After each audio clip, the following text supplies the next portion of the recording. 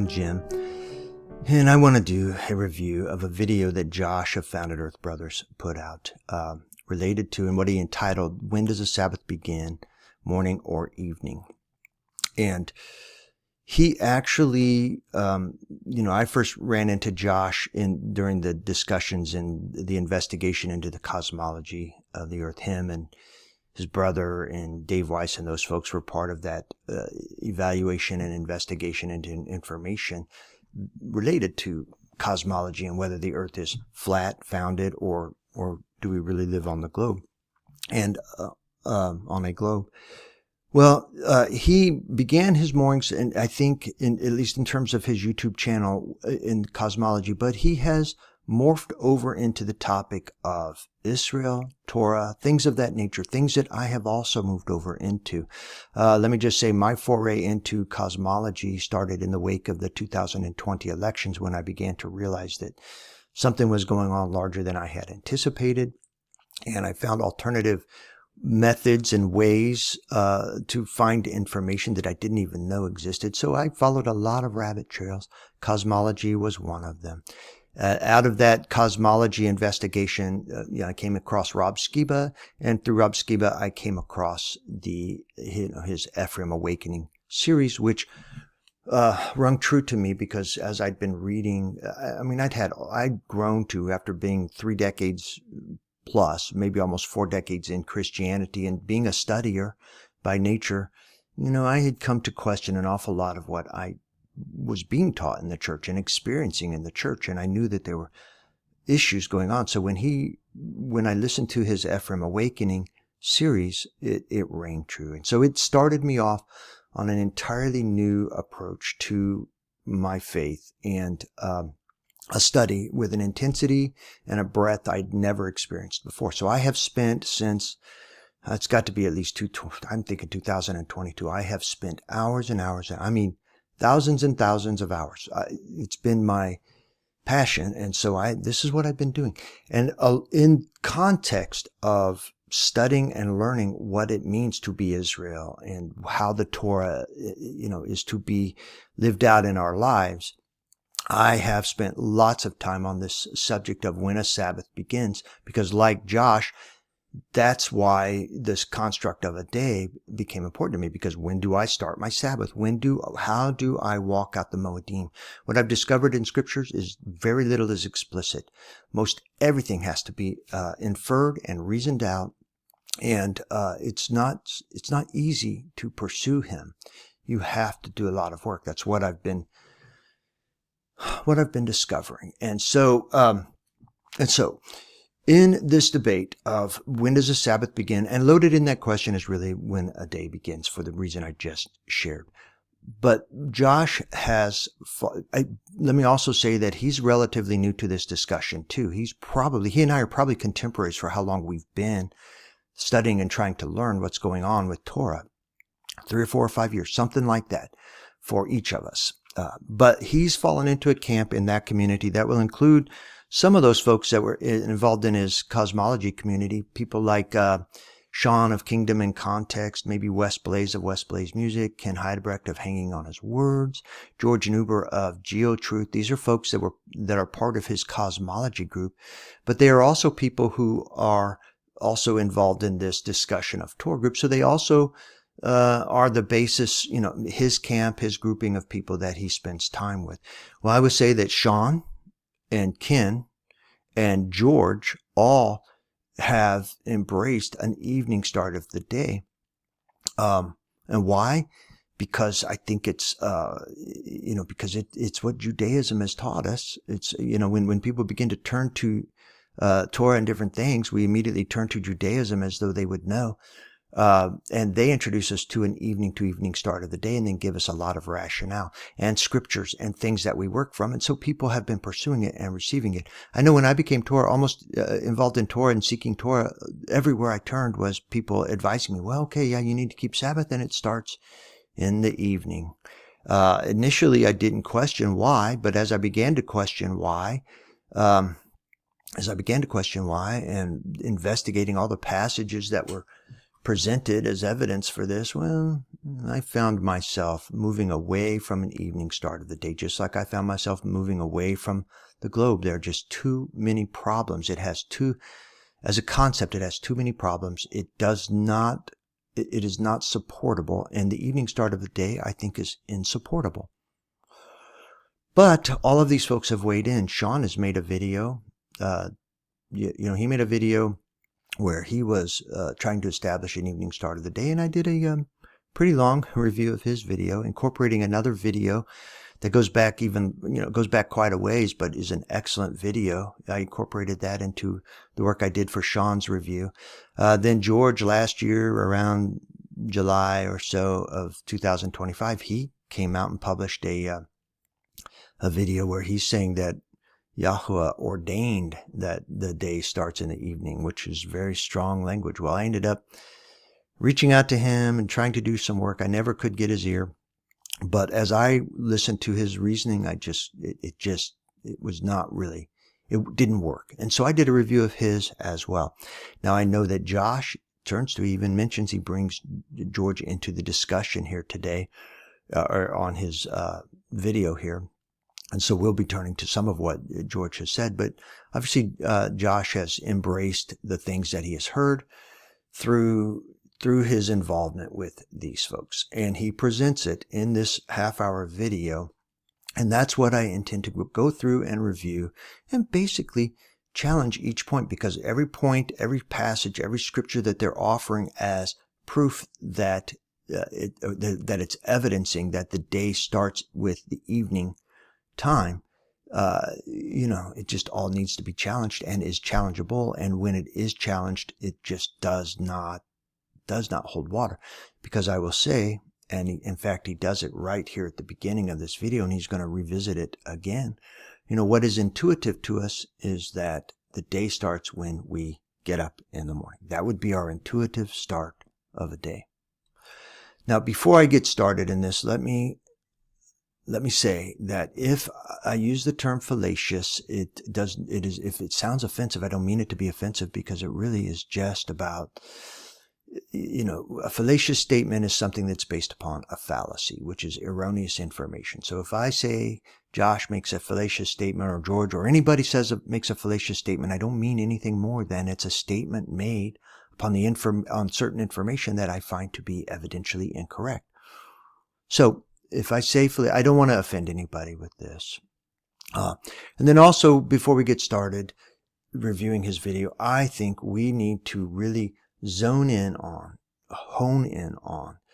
definitions so that we can be consistent. For instance, this very morning or evening, that I don't think people have really thought through what this means, because morning is not the start of the day. Morning is the end of the day. Daybreak is morning. Sunrise is the start of the day, beginning the day. And that's past morning. Morning is the last thing. So then we also have to define when an evening starts as well. So that's what I intend to do here, and let me get started. Okay, so I created a bit of an outline to follow here. And the first thing that I feel like we need to do is, let me get this over my PDF version here. Here's the PDF version. The first thing we need to do is define the components of a day, and there are 4. And specifically day, because day as a word is too big in our English language, and maybe not even just in our English language, maybe throughout time, because day can really be any part of a 24-hour period of time. But when we get into the construct of a day, we need to be more specific, because what we have first up is daytime. And if we say daylight, that would also be too broad, because we get into twilights where we have a mixture of daylight in there. So daytime is a period of time that is where the sun is visible in the sky. If you can see the sun in the sky, then you are in daytime. If the opposite of daytime is that nighttime, when the sun is not in the sky, but neither is its light. So during the daytime, we have the sun visible, and at nighttime, neither the sun nor its light is visible in the sky. But then in each day, we have what's called a twilight period. Twilight is a mixture of day and night. It is that period of time in the morning, in the morning. First of all, let me start with the item 3 here. We have a twilight in the east, which would be morning because it's happening in the eastern sky. So we have a twilight in the eastern gate, if you would like to say.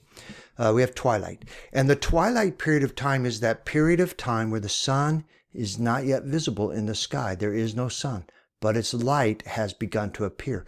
This is called morning. It's also called daybreak. It's called dawn. There are other words that are out there that when you look them up, they are talking about that period of time before the sun first broaches the horizon. Because the moment the sun broaches the horizon, you've entered daytime. And then there's a twilight to the west that happens in the western sky, the western gate, where the sun has gone past us. We've gone through the day, the sun has gone past, and now the sun has disappeared past the horizon and is no longer visible in the sky. But its proximity is close enough that its light is still there. And this we call evening. And we have to be clear then, I'll come back to that. Let me just say that the twilight period is a mixture of light and dark. I think that it's been a little bit since I've looked up the definition, but I think that's one of the definitions of twilight. It's this idea of mixing. So we have, just to re-summarize that, we have daytime where we have sun visible in the sky. And I'm going to try to call that throughout this video, daytime, distinguished against just referencing a larger day. Daytime is the time when the sun is visible in the sky. Nighttime is the opposite. It's the period of time where there is neither sun nor its light in the sky. And then we have two twilights, a twilight in the east that we call morning, where the sun is not yet visible in the sky, but its light becomes apparent. And then we have a twilight in the west, which we call evening, where the sun is no longer visible in the sky, but its light remains. A couple quick statements in there, and we'll get more to it in his video because he talked about the creation account briefly, and I'll have to bring it in because it's such a significant component to this discussion. But the first day, the work of that first day was to create the light and separate light from dark, which is the day, which he calls the light day, and the night, the dark night. Just a quick point there that we'll get more into. So this, in my mind, this brings up a couple questions when we're dealing with these twilights, because we need to define when an evening begins and when it ends. I think most people will say that an evening begins as soon as the sun has disappeared below the horizon, and then it continues until the sunlight disappears. I think that's what most people will arrive at. Most people who are supporting the evening start of the day understand that the sun setting is the beginning of that day in that construct. But if you're going to use the sun setting as your start of the day, you have to be consistent, because when you start adding evening as the end of the day, you begin to conflate things, and that causes problems to understanding. And then when it ends is probably less important, except for when we're eating Passover maybe, but I'm not even sure then. When it ends is less important because we know that evening gives way to night. But then we have to ask the question, when does the morning begin? Well, I think everybody really understands. It's just very commonsensical that when you start seeing sunlight in the sky, morning has begun, daybreak has begun, dawn has begun. But it does become more important when we establish its end. Because morning, most people, especially colloquially, will take morning right on past the sunrise on up to noontime in our world today. And so is all of that morning? Well, not in the definition of the construct of a day. Just like the day is too broad of a definition, so is morning. When you start, the possibilities for the word morning is too broad for what we're dealing with today. Same with evening, but morning is even more so. Because we have to then say it seems clear that we know when it begins, when the sunlight hits the sky, but when does it end? I say morning ends. It seems evidential that morning ends as soon as the sun has crested the sky. And we're really no longer in the morning twilight. Colloquially, and in our work days, and in our world today, in my work day, we continue to call that whole period of time until noon morning, but that's just not what morning should be in this discussion of the components of a construct of a day. And one other question that introduces itself is we have the period of time in the morning where the sun is rising and it appears, and until it fully comes up and makes itself entirely visible, we have this period of partial obscurity. In the evening, we have the opposite happening as the sun approaches the horizon and then begins to disappear behind it. We have this partial obscurity until it goes all the way down. So I think we need to decide if we're going to include that partial obscurity of the sun as belonging to daytime or to one of the twilights. You know, in the morning it'd be the twilight, is that partial obscurity to belong to the morning twilight, and in the evening is that partial obscurity to belong to the evening twilight. I think most, especially when we're talking about the evening, will say, no, it doesn't. As soon as the sun has gone down, during the partial obscurity, it belongs to the daytime. Once it's gone down, it has become evening. Then I think we also need to define Sabbath, because this, in my opinion, is one of the most confusing things that we deal with in this discussion.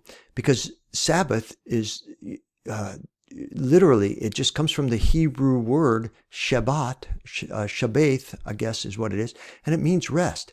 So a Sabbath is really nothing more than a period of rest.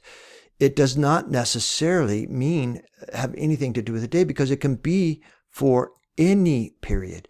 You can take a Shabbat, you could take a rest in the afternoon. If you lay down and don't do any work, you've just taken a rest. You've just taken a Shabbat in the afternoon. So it can be for any period. A Shabbat, a rest, can be for any period. It can be shorter than a day, like I just said, but it can also be longer than a day. In fact, it can be for a full year, and we have examples of that. Here in Leviticus 25, verses 3 through 4, it reads, 6 years you shall sow, that should be sow your field, I'm sorry. And 6 years you shall prune your vineyard and gather its fruit. And in the 7th year there shall be a Sabbath of complete rest for the land, a Sabbath to Yahweh.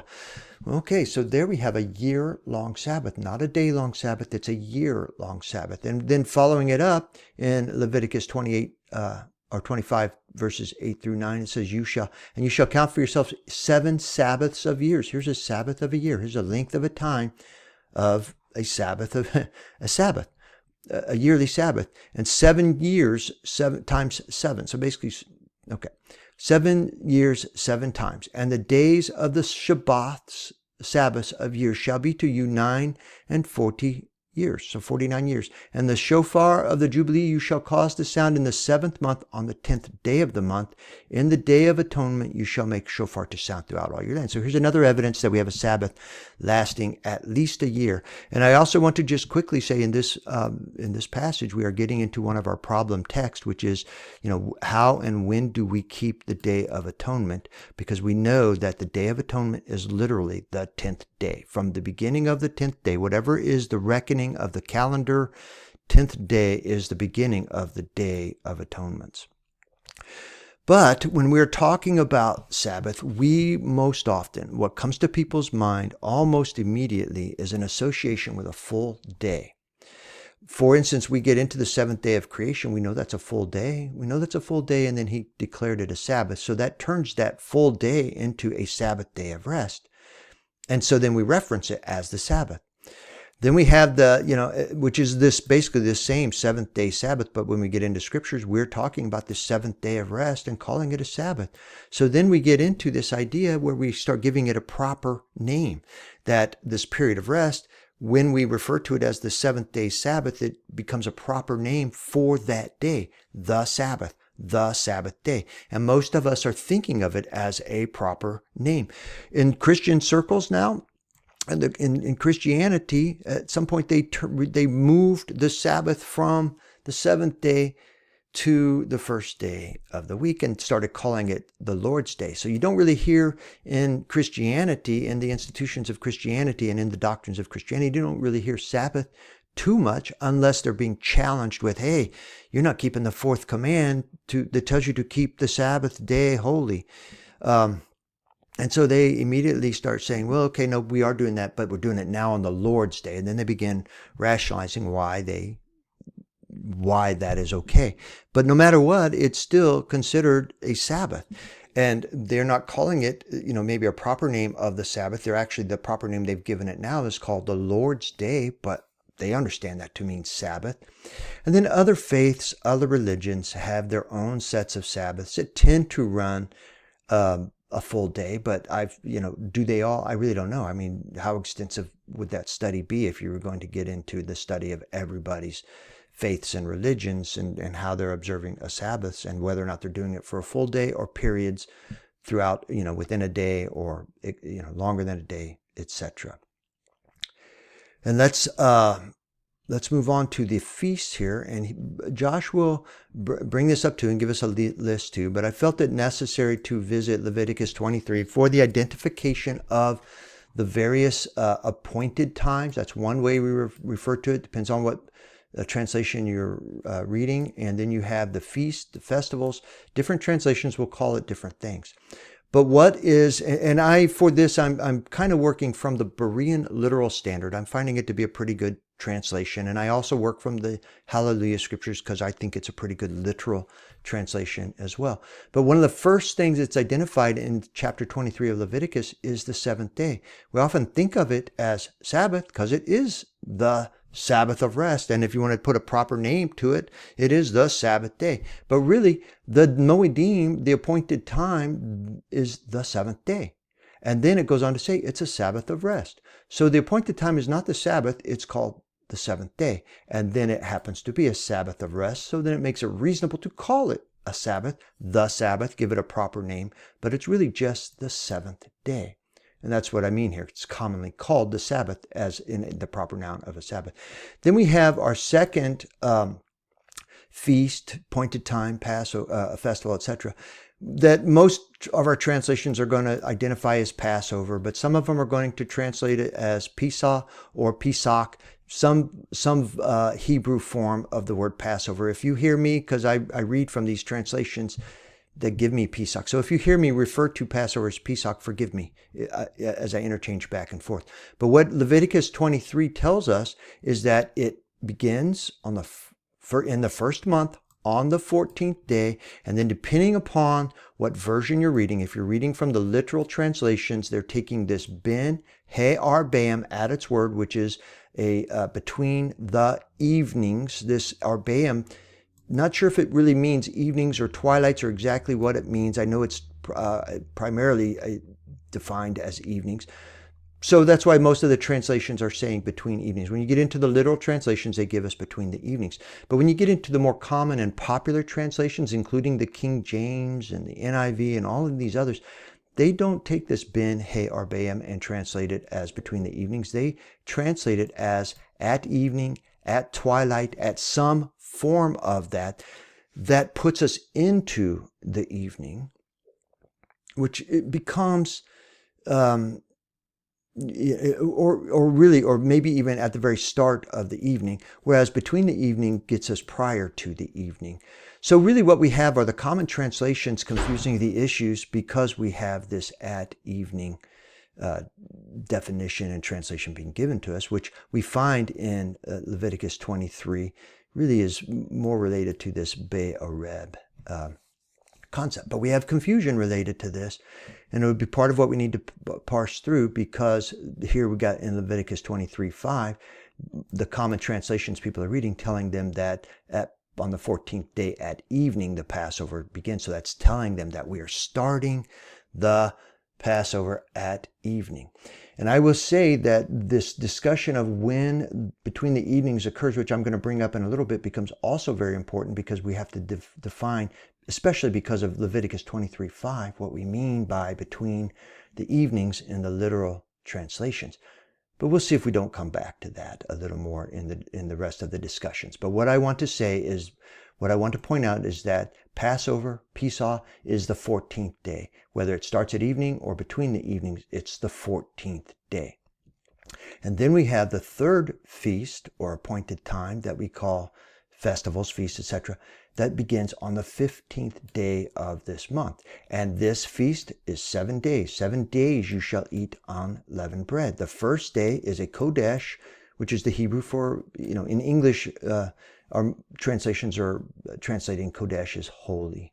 But this is a Kodesh or holy gathering, and you are to do no servile or customary work on that first day. And then the 7th day is also Kodesh. No servile or customary work is to be done. And this would be the 15th, and the 7th day then would be the 21st. You have the 15th, 16th, 17th, 18th, 19th, 20th, 21st. So the 21st day is going to be that first month is going to be that 7th day. So I'm going to point out here, we'll come back to it. We'll leave it here.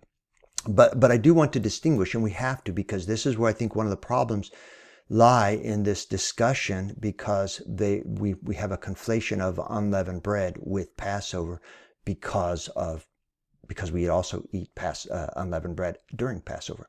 Gets confusing. Then we have the first fruits, which begins the day after Sabbath, and then we have the Feast of Weeks, which is Pentecost. It takes place 50 days later, and at that point in time, we are to have a Kodesh or holy gathering, and again, no servile or customary work. Servile and customary work, it depends on what translations you're reading, but I think this is the typical work we do for a living. I don't know that this, and I've heard people parse it out. Does it mean any work? Because in atonement, we get to any work. Here, we're talking about servile or customary work, the work that we do maybe for a living in our world today. And then we have the Feast of Trumpets, which takes place. It identifies it as the 7th month. On the 1st of the month, most translations will put a day in there, but it's the 1st of the month.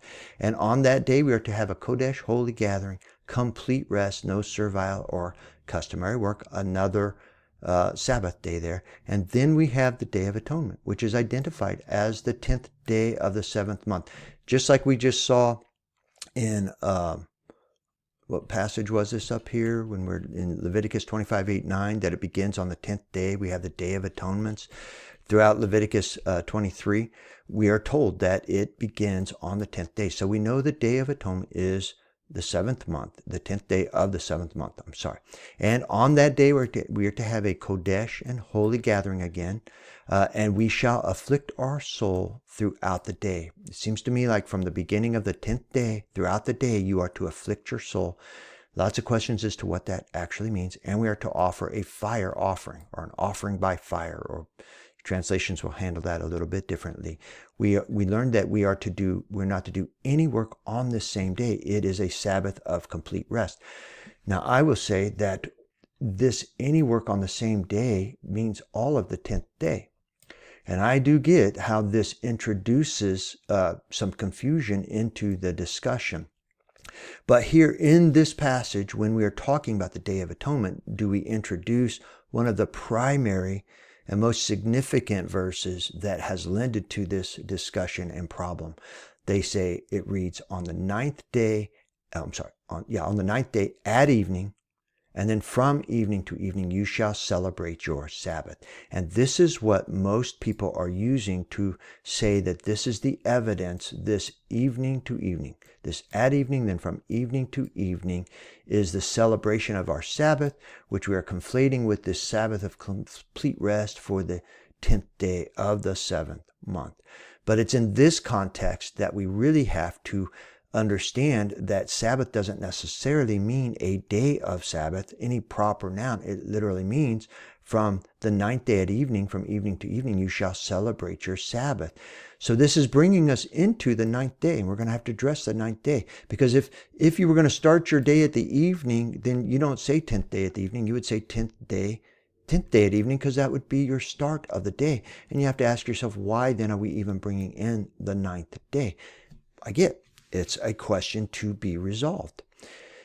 And then we have the Feast of Tabernacles, which is the 15th day of the 7th month. And then the first day we have a Kodesh Holy Gathering with no servile or customary work. And then we have 7 straight days where we have a fire offering, or an offering by fire. Excuse me. And then on the 8th day we have another Kodesh or Holy Gathering, offering by fire, and once again we have a no servile or customary work. So another Sabbath. And let me just say in closing here, we do get in Numbers 28, 16 through 20, 5, we get another reference to help us distinguish between Pesach and when it begins and unleavened bread, which I think is very important when we get to the discussion of Pesach and Passover. And it reads like this, and I'm going to read from the Berean literal. And in the first month, on the 14th day of the month, is the Passover of Yahweh. No mention of at evening and no mention of between the evenings. And then it goes on to say, and the 15th day of this month is the feast, and for 7 days unleavened bread shall be eaten. So we have the 14th, which is a day and a Moedim, and then we have, starting on the 15th, a 7-day Moedim, for a total of 8 days in this period of time between Passover and the 15th. And why I think this becomes important is because we don't want to conflate the 15th day with the 14th day and the events of the 14th day and the requirements of the 14th day with the events and requirements of the 15th day. I will just say here in verse 18, it says, on the first day is a holy convocation to you. So here is the first day of what? The first day of this Feast of Unleavened Bread, because that's the 15th. So we have a separate Kodesh gathering or convocation where we do no work. So this is a Sabbath. So the first day of the Feast of Unleavened Bread is a Sabbath, but that's not to be conflated with the 14th. The 14th is not a day of Sabbath. And it goes on to explain what you're going to do throughout that, for offerings, because that's the essence of this passage is, how you're handling the offerings. But I'm going to just let you read it. Well, I'll quickly read it. And you shall present a fire offering as a burnt offering to Yahweh, 2 bulls, sons of the herd, 1 ram and 7 lambs, sons of a year, unblemished. They shall be for you, and their grain they shall be for you. And their grain offerings are of fine flour mixed with the oil. You shall prepare 3/10 of an ephah for a bull, and 2/10 of an ephah, 2/10 for a ram. A 10th part of an ephah you shall prepare for the one lamb and for the 7 lambs, and 1 goat is as a sin offering to make atonement upon you. Besides the burnt offerings of the morning, which is for a regular burnt offering, you shall prepare these. Like these you shall prepare day by day, 7 days, the food of the fire offering, a pleasing aroma to Yahweh. Besides the regular burnt offering, it shall be made, and its drink offering. And then I wanted to present this last part, which is the reason that I bring it up is because it says, on the 7th day you shall have a holy convocation, and you shall do no customary work. So this is the 7th day of this Feast of Unleavened Bread, which is also a Sabbath. So that 7th day, which would be day 21, is a Sabbath. So it is part of the Feast of Unleavened Breads, and that is an important distinction. Okay, and I think it's also very important in this conversation to define and keep track of the components of the Passover or Pesach that is to occur on the 14th, because our various scriptures tell us that we are to keep the Passover from the 10th until the 14th, and it is killed on the 14th, either at evening or between the evenings, depending upon if you're reading the literal translations or some of the other more popular translations. And then after having killed it, we move into, at evening time, a Passover meal. So that will include the lamb or goat that was killed, unleavened bread, bitter herbs, and all of it's eaten at evening and throughout the night. And then during the 14th, on that original day, that when they were in the land of Egypt and were actually keeping the 14th, that original Passover, that very same night following the killing and eating and during the eating, is the actual Passover where the angel passed over, went through Egypt, killing the firstborn, but passed over Israel. All those who had the blood of the lamb above the doorpost. So that has to happen on the 14th. So the night that the angel passed through to destroy and that Israel was passed over would be on the 14th, and you cannot have that end up happening on the 15th and stay in the Passover. And then in the Exodus account, it tells us that this day shall be a memorial each year. This day. What day? The 14th. These are important points that become important later, will become more important as we're going through Josh's video. So again, just to reiterate, it's the Passover, which is the actual animal to be killed, is kept until the 14th, at which time it is killed, either between the evenings on the 14th or at evening on the 14th.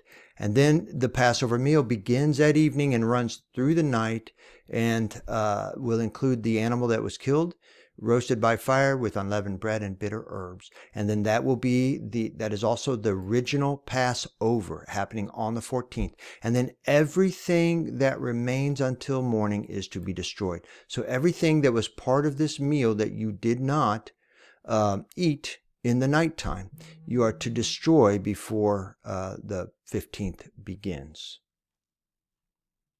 Okay, to finish up this intro and preemptive work to looking at Josh's video, let me finish out what I had prepared here. So between the evenings, what is between the evenings? It's this word ben he arbam, between the evenings, and that will stand in contrast to be areb of the Leviticus 23:32 passage.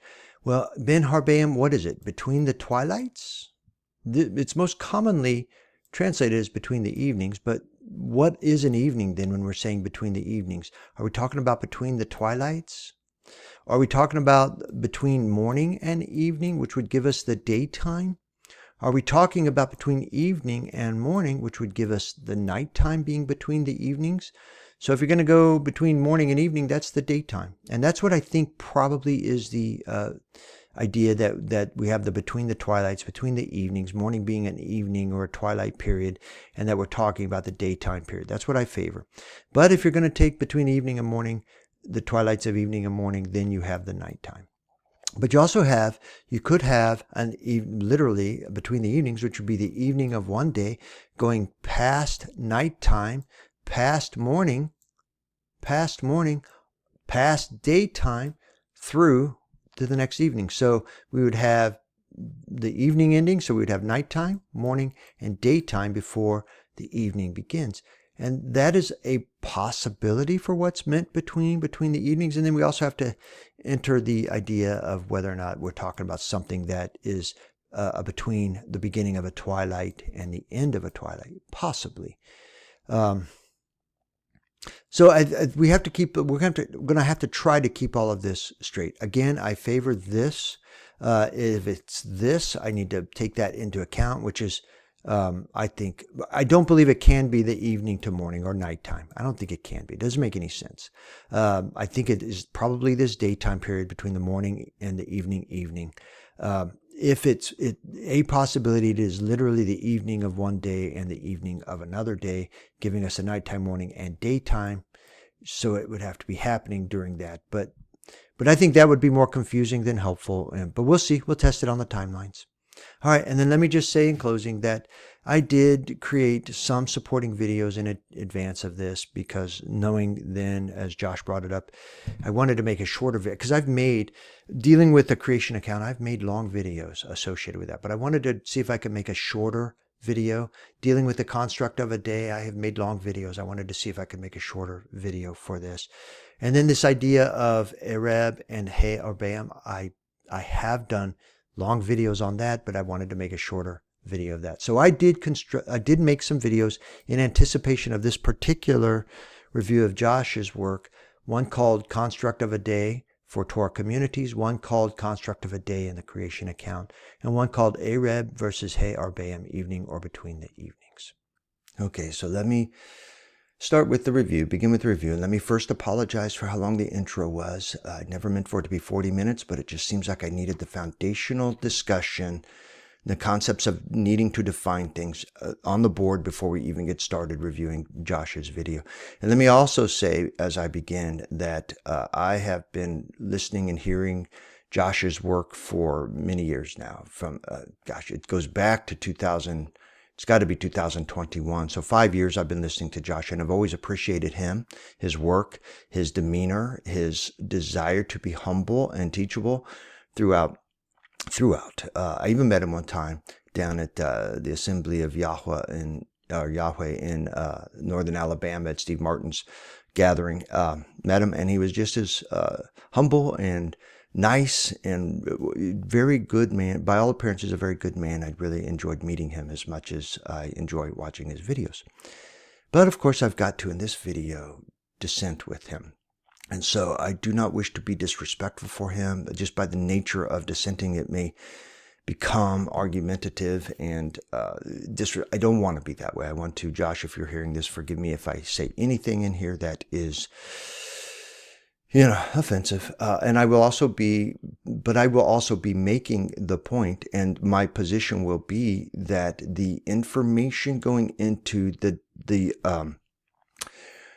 decision to follow an evening start of the day, the sunset start of the day, is fallacious. And what I mean by that is it is based upon errant information to begin with. There are assumptions that are being made that are wrong to begin with, and then the conclusions that follow based upon those presumptions or assumptions then also become errant. Makes it all fallacious. So if I say fallacious, often it's not meant to be offensive. It is meant to be describing what's happening here. So, and throughout this video, Josh expresses, he's come to the conclusion because he sits with and in camps that do, he sits alongside of Sean, Ken, Wes. Actually, I don't know what Wes's position is on this, but Steve Martin, George Newber, these are all people in his camps and circles that are following this, that have given him his information that has also been taken from Judaism. And this is the information that Josh has landed on. He has received their teaching. We'll see, because as I challenge throughout and as I make arguments, as I present an opposing perspective to it, which I favor, having studied this information for a long time now. Well, maybe not so long as so intensely in the period of time that I have been studying it. I'm going to make arguments that I think are stronger for a sunrise start of the day than evening can be for a start of a day. So, we'll see if Josh remains teachable, if he can actually hear what I'm saying. I hope you do, Josh. I hope you make the effort to really hear what I'm saying, because if there's merit to what I'm saying, I would sure love you to give consideration to it, because if there is error, as you expressed throughout your video, if there's error in this evening start of the day, then we've got these people teaching people to begin their Moedim and their Sabbaths on the wrong start of the day. How wrong is that? How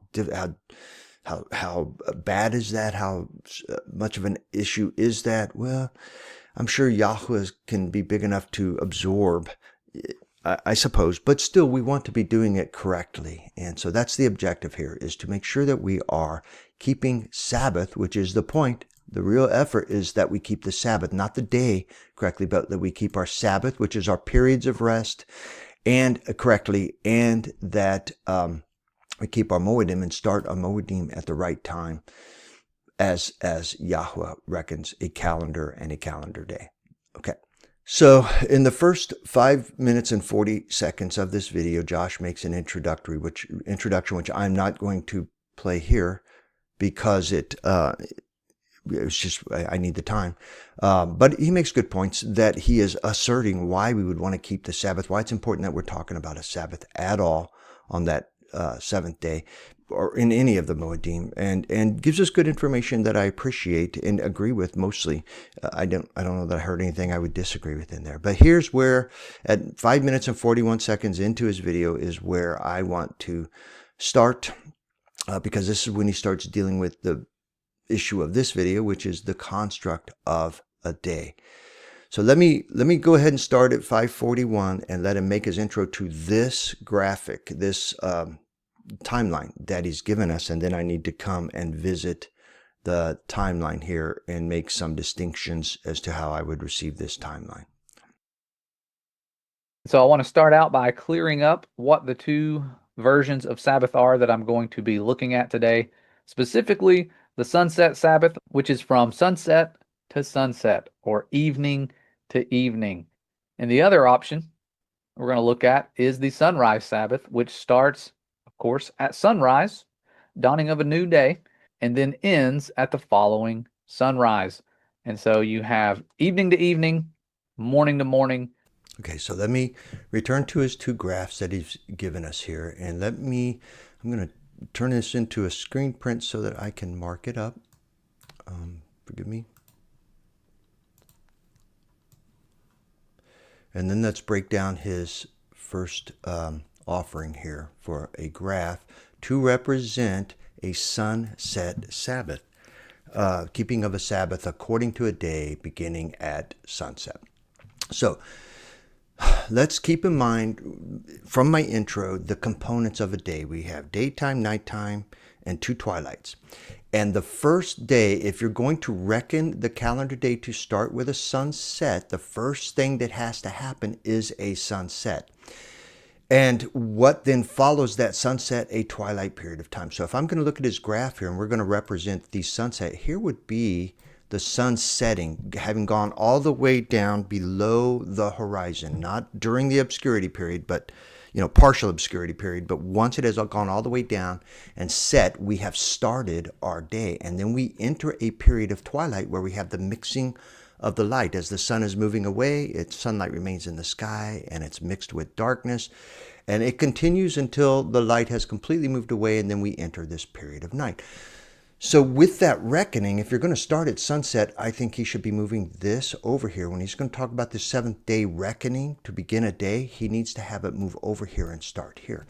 Because the way he's depicted this, he's got this nighttime, which is what this appears to be, being the very first event of a day, when in truth, this sunset, the sunset would initiate it, and then the very first period of time is this evening twilight, this sunset twilight, the mixing of the lights until the sun has moved far enough past that its light has dissipated enough that we now have nighttime. No more sun, no more light in the night. So in a sunset Sabbath, the very first component should be this sunset, and then the twilight evening. Then the nighttime should represent the second component of the day, the morning that begins when the sun is coming back around and filling the light with its sky again, right up to the point that it broaches the horizon and then ends up in the sky. This would be the morning period, and it's the third component of a day. And then we enter the daytime period where we have the sun visible in the sky, which is the fourth component, and that would continue all the way down, even while it's partially obscured, until the sun has fully set, and here would be the start of our next day. So just to reiterate, if he was going to correctly depict this using the type of things that he has used here, the first thing should be the first event of the day is the sunset. Then the first period of the day is this twilight. The second period is nighttime. The third period is this morning twilight, mixing of the lights again, ending when the sun has crested. And, even when it's partially obscured. Sorry, I'm not drawing that very well, but you get it. And then the fourth period is this daytime all the way down to when the sun sets. Now let's go look at his morning depiction here. Okay, forgive me. I just did what I'm trying to avoid doing throughout this video, and calling it a morning start of the day, because that's not correct. In fact, that's part of the confusion, because he's correct. The sunrise is the start of the day in my argument, not the morning period, and I'll explain that in this graphic here. So let's get started on his sunrise Sabbath, start of the day. What is the first thing that he depicts? He's depicting as the start of the day the sunrise, but where is the sunrise? The sunrise is here. I'm sorry. Let me see if I can go back and get a little better, because the sunrise begins here, and then you have these periods of partial obscurity till the sun is completely above the sky. But the very first thing that happens in a sunrise start of the day is not this morning twilight. This is the end of the last day. This period of time where you have night having left, and the sunlight enters the sky, and we have this morning twilight. It is the last part of this day over here. This should be the beginning of the day depiction, because the first event, with the sun having broached the horizon, the first event of this new day is the daytime, daylight period. As soon as the sun is visible in the sky, you've entered the first component of the day, which is the daytime with the sun in the sky. And then the second component would be when the sun has, we got these partial obscurity belonging to the daytime period, but as soon as it fully sets and we enter this sunset evening twilight, this mixture of light, the sun has disappeared, but its light remains until it fully dissipates. Well, this would be the second component of this day. And that continues until night, all the light leaves, and then we have the third component, which is the nighttime, and it continues Nighttime continues until we begin to see the sunlight reappearing in the sky because the sun is approaching. And so this would be the fourth component, this twilight period of time, this daybreak, dawn, lots of words for it, morning period of time continues until the sun breaks the horizon, and you would see daylight here on this side, daylight, and we've started a new day. So here would be the start of the day in a correct sunrise illustration, and here would be the end of the day in a sunrise illustration, with first daytime, second evening, sunset, that evening twilight, then the third being the nighttime period, and the fourth being the morning period of time. And this is what is attested to in the creation account. I'll depict it here very quickly. This would be when you see the activity on day one. We have him separating day from night, separating it with these twilight periods. That's the work of the first day. He does it on this first day. And when he is done with that work, he says, what we read over and over again in the versions, the scripture, and it depends upon what version and what translation you're reading as to how it will read, whether it's reads, and then there is then there is an evening, and then there is a morning, or and there is a morning, or and there is an evening, and there is a morning. In those words is this coming to be context, and you'd have to study that out yourself. But some of our translations actually will say, then there came to be evening, then there came to be morning. So we have the creation activity. For day one, it's the dividing of day and night, creation of light and the dividing of day and night, really the creation of this day construct, basically. And then in the second day, we have what? The division of the land from the water, and then we have evening, and then we have morning. So we have the activity of the day, then evening, then by inference, even though it's silent, we have the nighttime event period between evening and morning. But over on the third day, what happens on the third day? Things begin to appear on the dry land, I believe. We begin to see things happening. But this is his activity of work, and then there's evening and nighttime by inference, and then there's morning to end the day. So what we're seeing is this pattern in the Genesis creation account over and over again. The fourth day, he creates the sun, moon, and stars for the skies, and then there was evening, by inference night, and then there was morning, day 4. So that's the pattern of creation shown in the sunrise illustration. If I could go back and, because he's going to make this assertion, and I'll just take opportunity to do it here.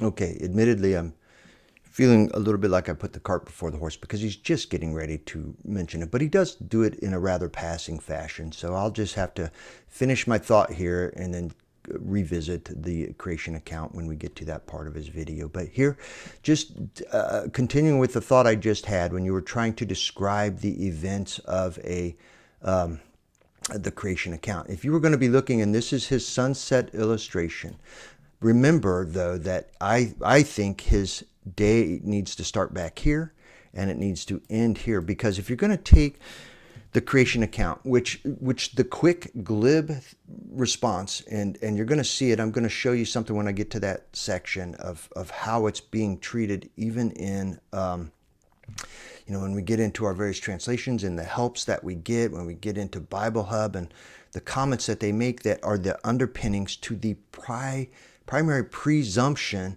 that the creation account is teaching us that the evening came first, because it says, and there was evening and there was morning. Because the underlying presumption is that by that very comment, and there was evening and there was morning, he has set the pattern of a day, starting with the evening. So in that illustration, this would be the start of the day. The sun has set, and we have this evening period, and this would be the first component of the day. This would be the second component of the day.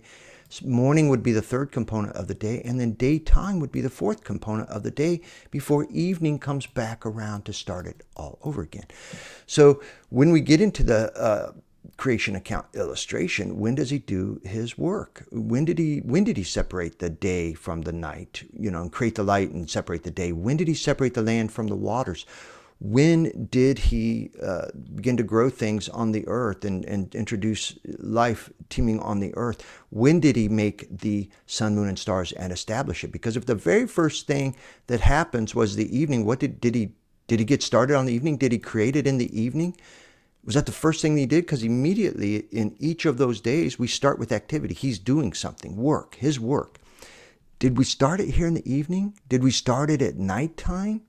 Did we start it in the morning? Because when you just presume that because it says and there was evening and there is the morning, between those two is nighttime, we have to wait till we get to the fourth component before we have daylight. And would this be the work that he describes? When does he do the work that he describes? If you just readily accept evening is the very first thing that happens on the day. Keep in mind that the creation account does not start with the evening where it says, and there was evening and there was morning, day 1 or day 2 or day 3. He'd already worked and done his work by the time the evening ever came around. And then there was no work happening on the nighttime. Maybe that's why I say that. Maybe that's why there's no mention of the night, because there's no work being done. You could maybe even call that a Sabbath period of time. Not the whole day, but just he's not working during that period of time. Why isn't he working? I don't know. Maybe he is working, but we still have in the creation account, the activity happening first before there was evening, and then before there was morning. So the three disclosed activities of the day in the creation account was activity, evening, morning, no mention of sun. So activity, evening, morning, or no mention of the night. Sorry. Okay, let's return to the video. And the view that has challenged me was one that some really smart Bible scholars brought to me in regard to the sunrise version and challenged me to look into it. And it's something that I'm glad they challenged me, because I have had to really, really dive deep into this. And I can see why this topic is so confusing. And so I'm hoping by the end of this, we can clear that up.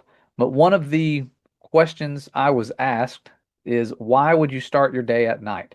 This just doesn't make sense. And they are right. The wording of that absolutely makes what I do sound ridiculous, because I'm evening to evening right now. And the evening to evening concept does sound dumb when you say it that way. But you can flip the script and make the sunrise to sunrise sound dumb by saying, why would you end your day at sunrise? And so it's the wording here. That's why I have this in the thumbnail and in this first slide here. So you can see how it is. We could use wording to make something sound dumb that's not really dumb. And so ending your day at sunset would be a better wording. Starting your day at sunrise would be a better wording for the sunrisers. And so both of them can sound logical if you use the right wording. And so I'm not here to use that type of wording to make the other side sound dumb. And not that it's really a side. We're all on the same side here. We're all keeping the same Sabbath day. It's just that the Sabbath night is different. And remember, he made day and night. He separated. Let me make some comments to that. Because I've heard this before, and I don't want to speak for Josh on what he's saying here, but I think what he's trying to address here is what I've heard. And that is that what is intuitive? What would be the experience of man?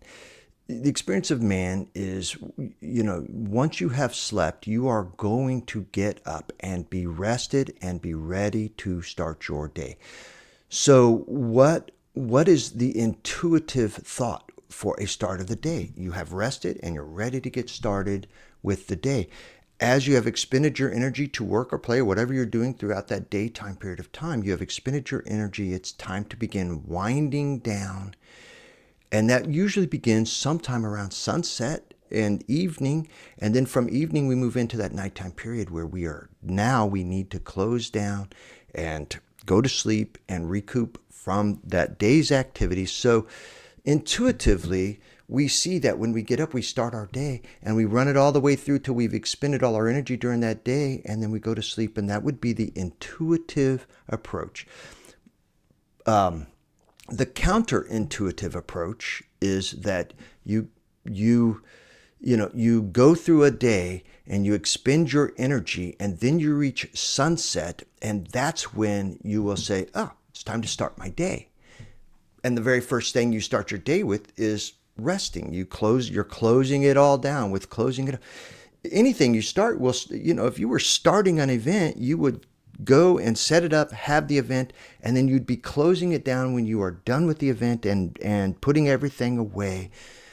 Just that's intuitive. The concept of this starting your time at night, your day at night, would be like having that event, and now that you're done with the event and you're ready to close it down, you're going to call that the start of the event, the start of the day. It's counterintuitive. It's not what comes natural. I was speaking with somebody recently, and he's keeping his Sabbath from sunrise, and I asked him why, if he had sat through and done this kind of work as well. And he said, no, not really. It's just that's what seems natural to me, because that is true to people. That is what seems natural. Starting it at night when you're done with the day's events, and then calling that the start of the new calendar day, the start of the day, is counterintuitive. It's less counterintuitive if you're just going to keep it limited to the Sabbath, because you're just beginning a Sabbath, which is a rest anyway. So you begin your rest in the evening. If you're going to, conflate the two things, that way you could more readily explain how a Sabbath would begin at evening on into the night than you could your day, your daytime, your day, your calendar day starting in the morning. Conversely, when he says, why would you end your day at sunrise? Well, just like he's saying, why would you end your day at evening? Well, sunrises, we're already on a sunrise event of the day, you're not actually ending your day with sunrise. I mean, you are in a manner, but literally the last component of the day is not sunrise, but morning. Sunrise is the very first part of the day. I suppose just prior to sunrise, to be correct, would be the end of the day. And over here, you're not starting your day at night. You're actually starting your day at the sunset, when you enter that twilight period of time that you would be. So you're not really ending your day at evening. You're starting your day at evening in that concept, because the moment evening starts, you've entered a new day. So its beginning is by necessity the end of the day, just like the sunrise is by necessity the end of the previous day, because the sunrise belongs to the new day, just like evening belongs to the new day. Those will be important concepts as we go. Okay, let's return to his video. It's just that the Sabbath night is different. And remember, he made day and night, he separated them. But when it comes to working days and resting days, there's 6 working days and 1 resting day. And so we're going to look at which time period, which night is grouped with that specific day of rest, because it would be an entire cycle, an entire 7 days. There's 6 working days and 1 resting day. And so we're going to look at. Sorry, I just rewound. I want to hear that repeated. Which time period, which night is grouped with that specific day of rest, because it would be an entire cycle, an entire sunset to sunset or sunrise to sunrise cycle, so that you would have an entire 24-hour day to rest. And so going back to Genesis, we see that there was an order of creation. He was starting in the evening, and then there was morning, and that seemed to be the order of creation: evening first, then morning. Okay. So I'm pausing there because you just heard what I'm going to call a fallacious statement. It's information. It's a statement based upon erroneous facts. And why does Josh do it? Why does everybody do it? It's because it seems to be the presumed, somebody has stated it, and without thinking it all the way through, just everybody's receiving it, because we have this wording, and there was evening, and there was the first day. So everybody's receiving that and running with it. And why wouldn't you? It's like, I mean, Josh has been involved in the whole globe, flat earth discussion. And one of the problems is that, as having believed globe all your life, you have presumed that people who have come before you are giving you facts. They've verified. They've given you correct information upon which to base the understanding that you were living on a globe. And it isn't until you begin to test those assertions that you begin to realize that they're fallacious. They are based upon bad information, and they do not withstand scrutiny. And so you end up not necessarily in support of a particular working model for a flat earth, but you end up just realizing that the concept of a globe is, it's very, very problematic. It has so many problems that it introduces that it really can't overcome it. And so the problem isn't, in that concept, what are you replacing the globe with? It's, the fact that the globe can't be it either. Well, I think we have the same thing happening here. We've presumed, because we've always been taught that evening is first and then morning second day. And when you go over to, let me just pull in, this is what we get. This is Bible Hub. And when you go and you look up, I went to Leviticus, it doesn't really matter, Leviticus 23:32, so I could go grab, the word for evening here, and I come back into, I'll just do it again, and come back into the evening, and they give us the description of Areb for evening. But when you get all the way down and you begin to hear the discussions, here's what, in the topical lexicons, here's an example of how we're being taught in the church circles. Areb designates, here's the first thing it's saying, Areb, overview of theme, Areb designates the time of day beginning with the setting of the sun and extending into early night. Well, no, Areb does suggest that we have the setting of the sun extending, until night begins. But who designates the time of a day beginning? No, that is fallacious. That's a fallacious statement. The passage, the word does no such thing. The word simply designates that evening twilight beginning with the setting of the sun. Nothing to do with a day beginning.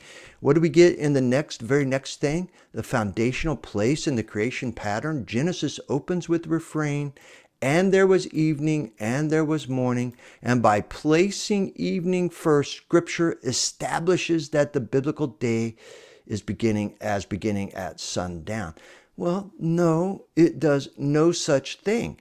The passage simply says, and there was evening and there was morning. First of all, evening wasn't even first. This is a fallacious statement by placing evening first, because the first thing that happened was the activity of something, and then there was evening. So the first thing was the activity. Evening was second, and morning was actually fourth, because by necessity, between that twilight of the evening and the twilight of the morning, we have the nighttime period. So actually, evening wasn't placed first, it was placed second. So this is a fallacious statement, but then the follow-up statement is also fallacious. Scripture establishes the biblical day as beginning at sundown. It does no such thing.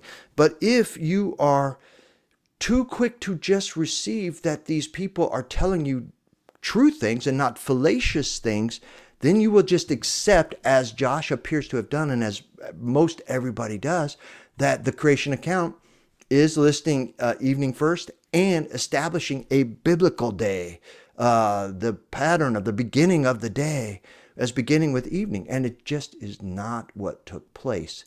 And if you will go back to, here he's got it up, and I'll just show it to you again. Order of days at creation. This is what he has said, and this is what he's establishing. Let me get a screenshot here of it so I can mark up on it. And let's review what he's saying. Okay. So again, he's saying, and there was evening. So this would have to be first, and that's what he's saying. But why isn't he then pushing this over to here? Because if this was first, this would be first. This is the setting of the sun. And this is how he says this passage is establishing a day. And I just don't think it is. Because you would have, in his construct, you have evening, then you have night, then you'd have morning, and then you'd have this period of time starting a daytime period. Well, where is all the creation of this light and darkness? When he created the light and then separated it, when did he do that? When? Here, here, or did he do it during the daylight period of time? Did he do it after saying there was evening? Because we're in this, and there was evening and there was morning. Where did he do it? In this statement, in this sentence, and there was evening and there was morning. When did he do the creation event? When did he do the work of that day? You don't get that from this statement. Only if you take the larger statement where he begins with his activity, and there was evening and there was morning. And I don't know if he's going to show it again. I don't think he will. But really, in that event, the very first thing that should happen should be the daytime period, followed by then there was evening, and then nighttime, and which would be the third thing, and then there was morning. That's the true order of days at creation. Daytime work, sunset, which is evening, nighttime, then morning, which is the morning, the sunrise at the end of the day, and it would end here.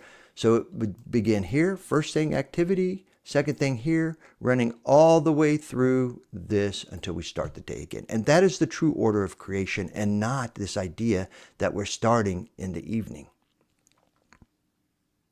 All right, let's let him continue. And a lot of people would say, why was he working at night? Well, where his light is, there is no darkness. And so when he's working, he's not working in the dark. He is light. He made light, and light is what he emits. He's not in darkness. And so that's what Genesis says. And Exodus. Let me just say, the very explanation of that, explaining away why you would be working at night, and it's only even necessary. Only then, if we have started the day here at the, I'm sorry. Fourth. Only if you've started the day with the evening do you even have to introduce the concept of him working at nighttime and explaining away. You wouldn't even have to involve that conversation if you had started the day with the sun, with the daytime, which is the natural start of the day and the true order of creation here. All right. Commandment tells us to remember, and Exodus, when you made light, and light is what he emits. He's not in darkness. And so that's what Genesis says. And Exodus, when you go to the fourth commandment, tells us to remember the Sabbath day, to keep it holy. And this is one of the longest commands. And when he's breaking down this commandment, we're told that we should labor for 6 days and do all of our work. But on the seventh day, it is a Sabbath to our Father, and we shall do no work, not even our sons or daughters or male servants or female. I would like to take this opportunity to point something out, because we get into this in other passages as well. What is this? Let's read this first. This command, this fourth of our 10 commands. Remember the Sabbath day to keep it holy. So we've capitalized Sabbath day, turning it into a proper noun. Remember, if we had just left that lowercase, it really would have been descriptive. Remember our rest day. Remember the rest day, to keep it separate, to keep it holy. But they've given us this capital Sabbath day and turned it into a proper noun, which is one of the reasons why I, in the beginning, tried to make sure we're following the definitions. Be careful with what we're doing with this word Sabbath, because let's go on to read here. 6 days you shall labor and do all your work, but the seventh day is a Sabbath. So what is the Moedim? The seventh day. Now we've capitalized it. Somebody's capitalized it, whether it's the translators or Josh. Somebody's capitalized it to turn it into a proper name for this day. But the true Moedim is the seventh day. That is a Sabbath of rest to Yahweh. So the Moedim is the seventh day. It is a Sabbath of rest to the Lord your God. Should not be capitalizing Sabbath. It should be lowercase, because if anything, we should be capitalizing the seventh day as the proper noun for what is this Moedim. All right, let's continue. Female servants, your livestock, or even the people sojourning with them, people who weren't bloodborn to Israel, people who are joining them, this mixed multitude. There was no exceptions. It didn't say, well, if they're a Gentile, have them work the seventh day. It was anyone that was with them was to keep it. And it goes back to Genesis, reminding us. Just to continue here, I mean, I appreciate what he's saying there, but at the end of this passage, and this is, I think, one of the reasons he brought it up, for in 6 days, Yahweh made the heavens and the earth, the sea, and all that is in them. There's all the work that he did during the 6 days, and he rested on the seventh day. So the seventh day is a Sabbath of rest. So this is lowercase rested. Seventh day really maybe should be, if you're going to turn anything into a proper name, there would be the seventh day. But here we go, say, so therefore Yahweh blessed the Sabbath day and made it holy. So really how that really should be, again, not a proper noun, but this should be, therefore Yahweh blessed the day of rest and made it holy. And so the day that got blessed is the seventh day, which happens to be a day of rest or Sabbath day. And he blessed that day of rest and made it holy. But why did we turn it into a proper noun? Okay. Us that 6 days he made the heavens and the earth and everything, and that he rested on the seventh day and he blessed it. Fourth thing he blessed, and it's the fourth commandment. And this particular day is one of those days that is listed as one of the first feast days. Our Father tells us his appointed times, not the appointed times of the Jews or the house of Israel or all these, like one specific group of people. He says, again, using this screen to make the very same point, he's pointing out that the very first appointed time is the seventh day. But see how he's listed it as Sabbath and treated this as the proper name for that Moedim. But the proper name for the Moedim should be the seventh day, because the day that he appointed is the seventh day, which is a Sabbath. Now, if you wish to take another step and say, okay, that seventh day, which is a Sabbath, we'll call the Sabbath day. And if you're going to call it the Sabbath day, fine, turn it into a proper noun and call it Sabbath. And that's reasonable to do. I have no problem with that, as long as we're not conflating the ideas, because the Moedim is the seventh day, which would then make it a day of rest, a day of Sabbath, lowercase Sabbath. But if you want to call the whole day the day of rest, which is the Sabbath day, fine, and turn it into and capitalize the Sabbath, but keep the ideas, because it's going to become important as we parse out the start of a day and some of the other passages that that come along. Says that these are his feasts. And that's what really hit my heart when I was learning about this and asking for conviction and, wanting to know, should I do these things? Because I don't feel convicted to keep appointed times. Should I do it? Is it a blessing to you? Where do I go from here now that I've seen the blessing of the Sabbath? And when I read those words, that those were his appointed feast, it really changed my heart. And I realized these are his appointed times. And if we keep them, we're keeping them with him. And so then, of course, there's the calendar debate, and there's all these other debates going on. But the biggest thing, and he didn't say it expressly here, but he's saying in other times, you realize when you read Jubilees that you are literally keeping these days with him, because he is keeping these days. This isn't just for us down here. This is what they are all keeping. The angels, the Malachim, are keeping all of these pointed times in the heavenlies now. Yahushua, our master, our savior, our king, is keeping these in the heavenlies now according to the correct calendar, the correct timeline. They're keeping it on the right times. When he established this for Israel, initially, he had got us set up correctly on the right time. We were keeping it alongside of him, and it becomes evident when you're reading Jubilees. We were keeping it alongside of him. But now that we have messed up our calendars, and we don't really know what we're doing, we are keeping these days. We're all, those of us who are embracing Torah and trying to begin to, return, because that's all we're doing. We are returning. We are not there. We are returning, and we're on our path back to, and just like he says, when Yahushua comes back, his second day, when he comes back and he establishes the kingdom on earth here, it will all be restored. The correct calendar, the correct timing will all be restored, and we will all be keeping it together once again. But the real essence here is, and what he said, and why we're even trying is, is because all of these have their timeline in heaven, and we want to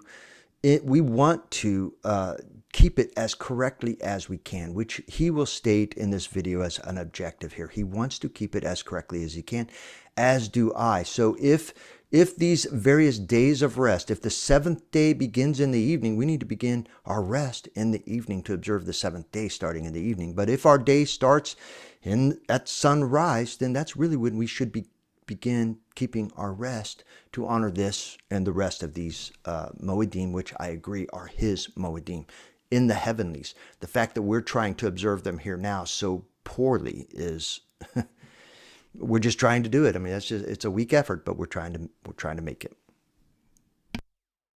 Thing is, his people are turning back to him with all of their heart, all of their soul.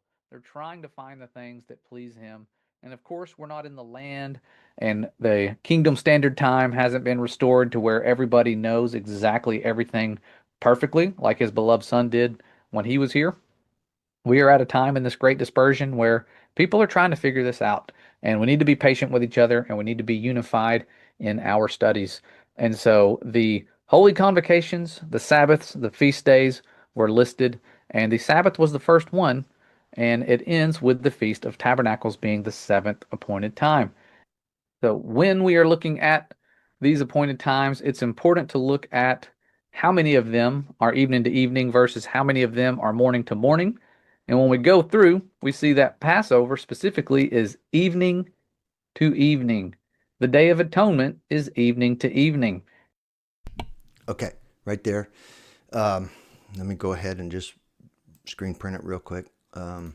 So he just said he made a fallacious statement there, in my opinion, because he said he just presumed. And why did he presume it? Because he said Passover and Day of Atonement are evening to evening. No, I'm going to say no, they are not. Not at all. Are they evening to evening?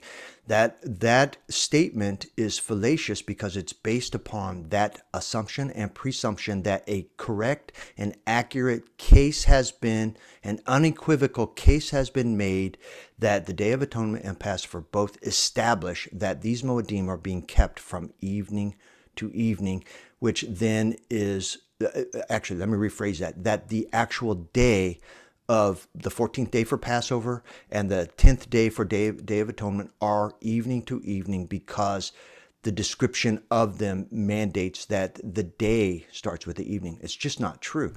And when we get there, we're going to see that the Passover does begin at evening, but the day of Passover, the 14th day, if you're going to stay with the literal translations, had already happened. If the animal's going to be killed between the evenings, that's daytime.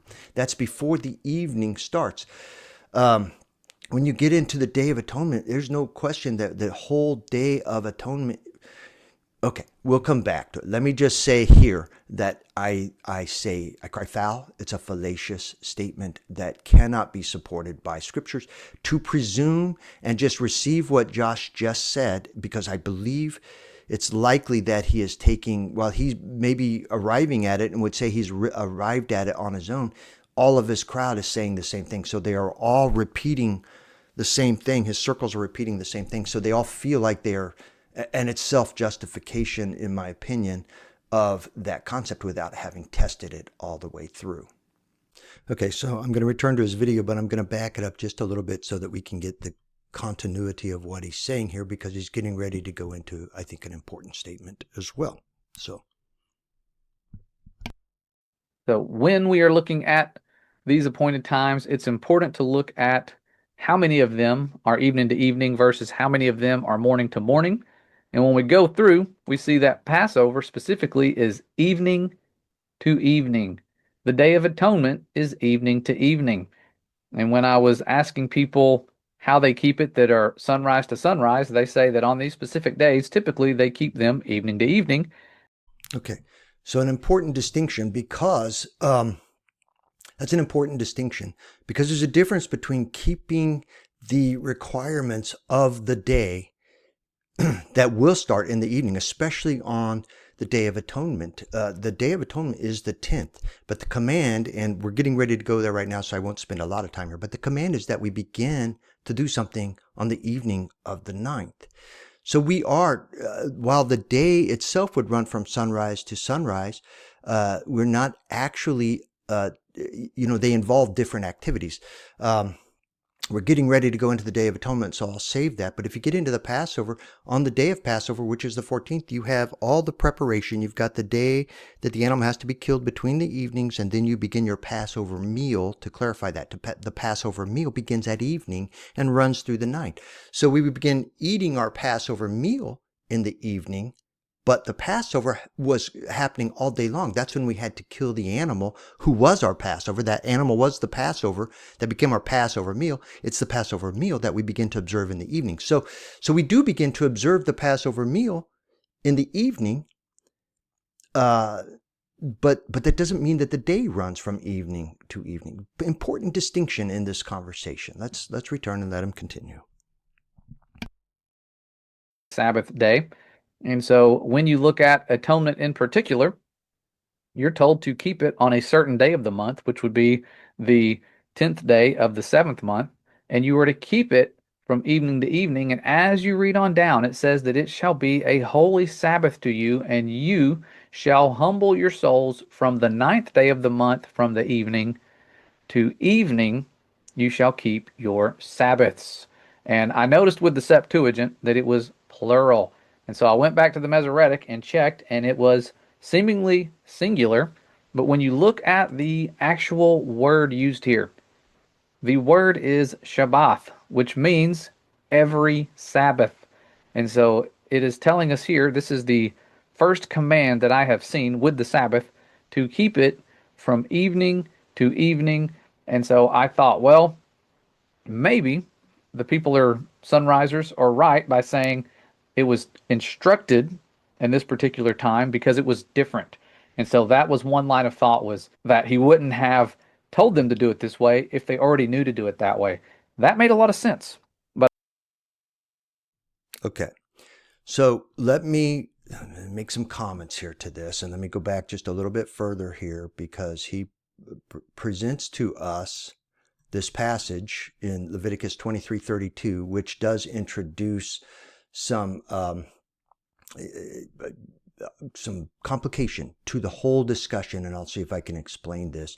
And he's differentiating between the Septuagint, which is, does have time. I mean, it actually goes back to the Hebrew scriptures being translated into Greek by Hebrew scholars and scribes in the centuries prior, around 300, 200 BC, that they translated that. So it's an earlier translation than all of these Masoretic texts. And I get that and I understand that. But let's go visit this passage.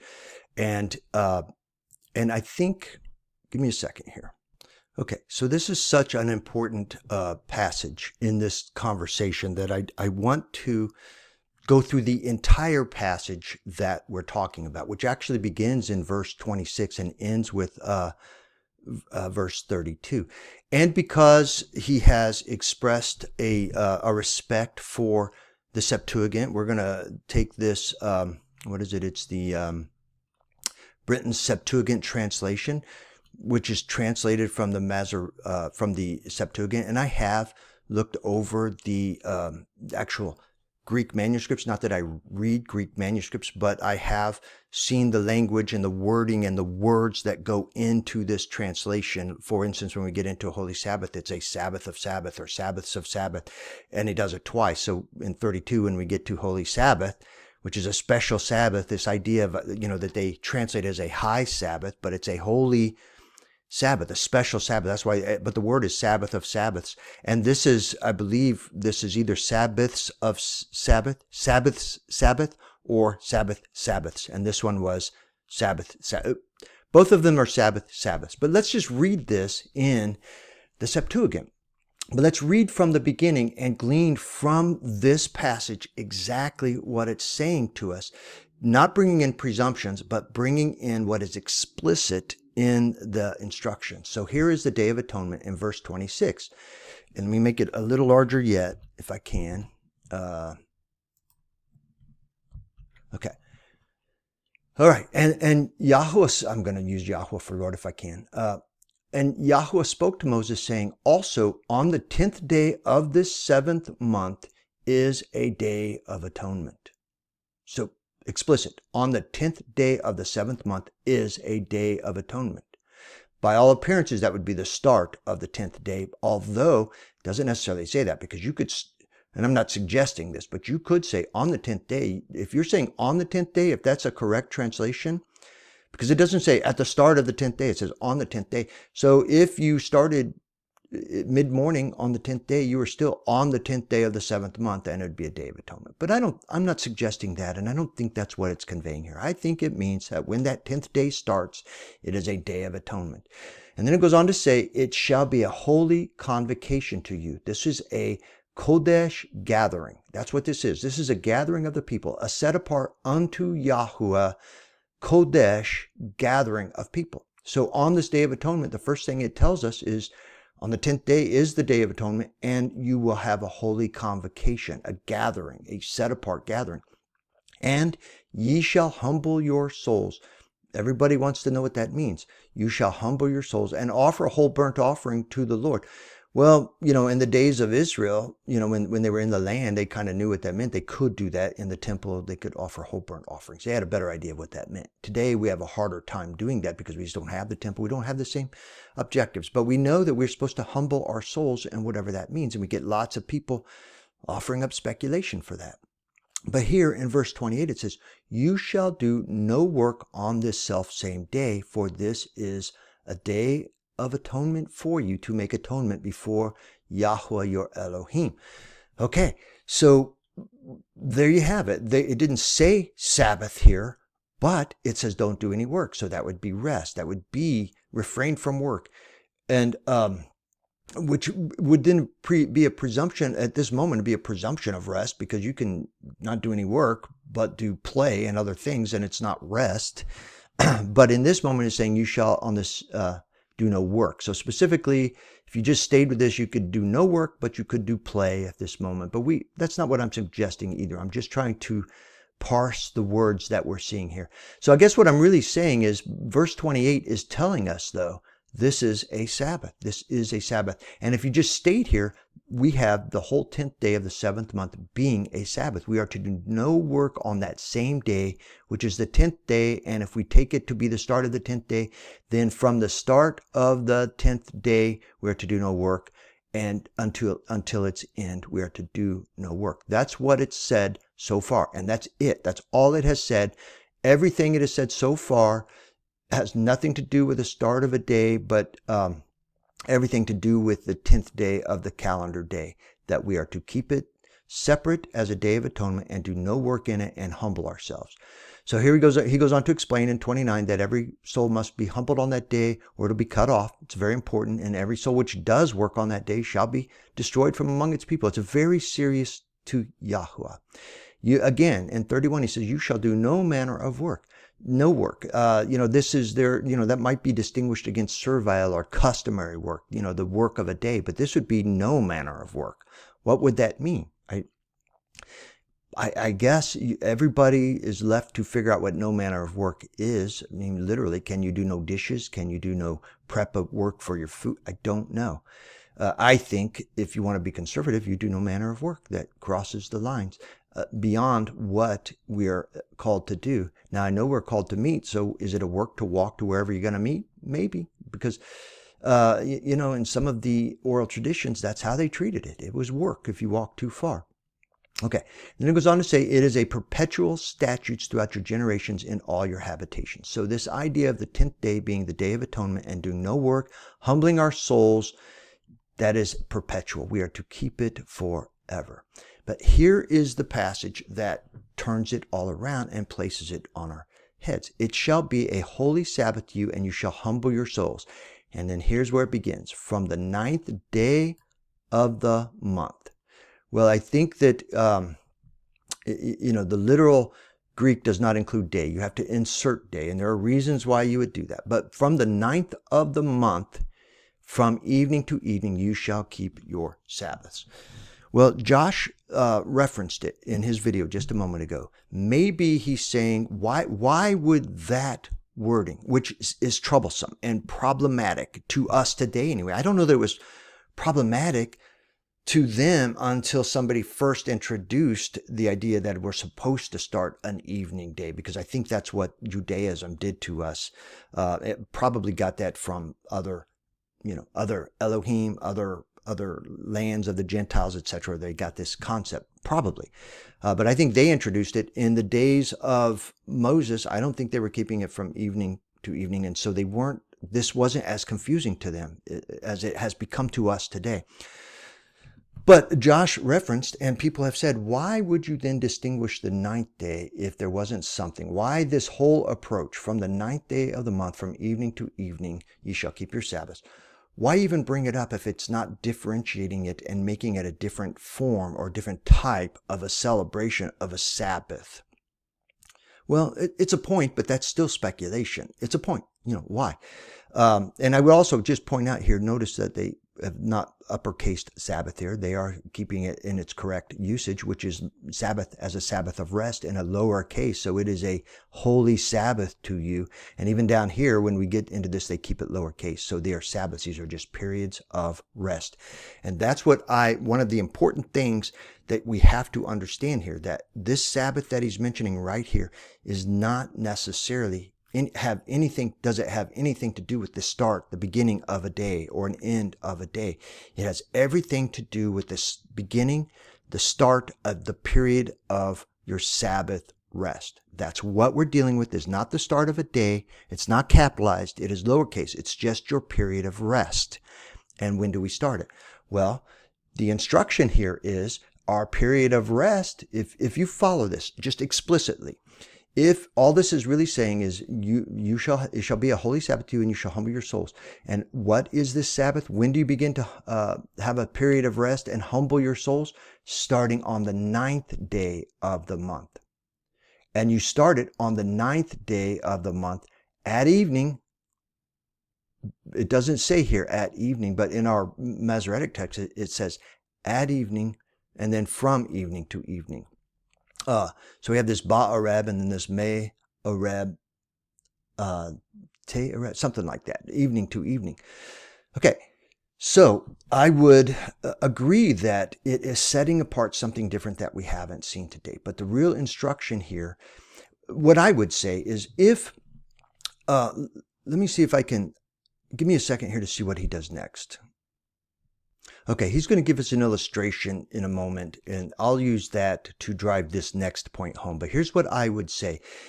If you were going to start your day at sunrise on the 10th day, then it becomes necessary. If the Sabbath is to begin the evening prior, you would need to identify that day as the ninth day, because the day prior to that sunrise beginning of the 10th day is the ninth day. And at evening is when you start your Sabbath and go forward. If you were starting your day in the evening, then this 10th day would have started in the evening. The very first event of that 10th day was the sun sets, and you have your evening period of time. So if you got down here to this sentence and you were starting in the evening, and the evening, and if the 10th day is the only period that you are to keep your Sabbath, then this becomes extraneous. You don't need to say this. And you wouldn't say this, because what it's saying is you would need to say from the 10th day of the month, from evening to evening, you would keep your Sabbath. So because the first thing that you experience on that 10th day is evening, then the evening to evening is from the first part of the 10th day through the end of the 10th day, ending at just before the sun has set, because as soon as it sets, it's day 11. So why then are you even saying the ninth day if you're not moving into the prior ninth day? And if you're going to stay with an evening start of the day, what's the first part of the ninth day? Evening. If you're going to start your day in the evening, when the sun sets, that ninth day began, and it's the first thing of the ninth day. So if you're going to keep your Sabbath on the ninth day from evening to evening, then really you've got the ninth day is what they're telling you to keep your Sabbath. And when you enter the 10th day, your Sabbath would be over. And then you'd be starting your time of humbling. It can't make sense. And I'm going to use his illustration in a moment to illustrate that. in a moment.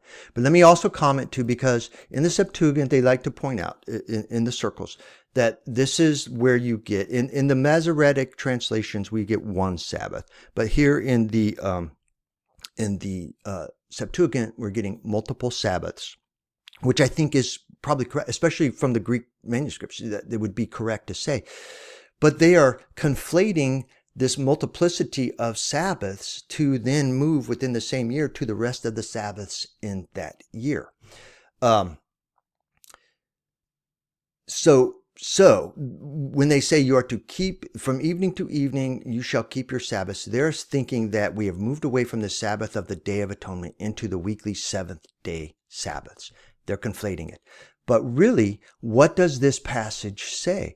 This will be a perpetual statute. You shall do no manner of work. It is a perpetual statute throughout the generations in all your habitations. So if you are talking about this Day of Atonement Sabbath, then this plurality of the Sabbaths can have nothing. It could. I suppose you could bring in the seventh-day Sabbath, I guess, but it's not necessary, because you have multiplicity of Sabbaths just staying on this Day of Atonement, because while you're keeping this Sabbath in the year you're in, you're going to keep it next year too, and the following year, and the following year. So every year, from year to year, are the Sabbaths. And how do you keep those Sabbaths from year to year? You keep them from the evening of the ninth day to the evening of the 10th day. That's how you keep your Day of Atonement Sabbaths throughout the perpetual as a perpetual statute throughout your generations. So the argument that this Sabbaths is establishing and stating something about the seventh day Sabbath, that you are to keep your seventh day Sabbath from evening to evening, is going too far. It's going too far, and to pull it in and claim it as some valid case, in uncontestable case, that this means this is how you keep your seventh day Sabbath. I don't think so. This means this is how you keep your Day of Atonement Sabbaths. Okay, so I'm going to return to his video, but once again, back it up just a little bit so that you can see the continuity of his discussion. Maybe the people are sunrisers are right by saying it was instructed in this particular time because it was different. And so that was one line of thought, was that he wouldn't have told them to do it this way if they already knew to do it that way. That made a lot of sense. But I wanted to line it up because I'm a visual learner. And so I set up a morning to morning calendar right here, a little cross section of it. So if you were looking at your days from morning to morning, the ninth day would be morning to morning. And the 10th day would also, of course, be morning to morning. And so if you start on the ninth day at evening, half of that 24-hour day is the ninth day. And if you go until evening, you're ending right in the middle of the 10th day, and it's only half of the 10th day. And so where I think this is a problem, if you kept it the entire 10th day, it ends up being a day and a half for atonement if it's morning to morning, and that's your 10th day. And so evening to evening would seem to make more sense, but I want to lay that out. I don't just want to believe it. I have to have my visuals here. They help me out. And so if we do evening starting on the ninth day, that is when the ninth day would be coming to an end, right after sunset. Okay, so let's back up a little bit and start breaking down a little bit of what he's saying. And let me get a screen print here.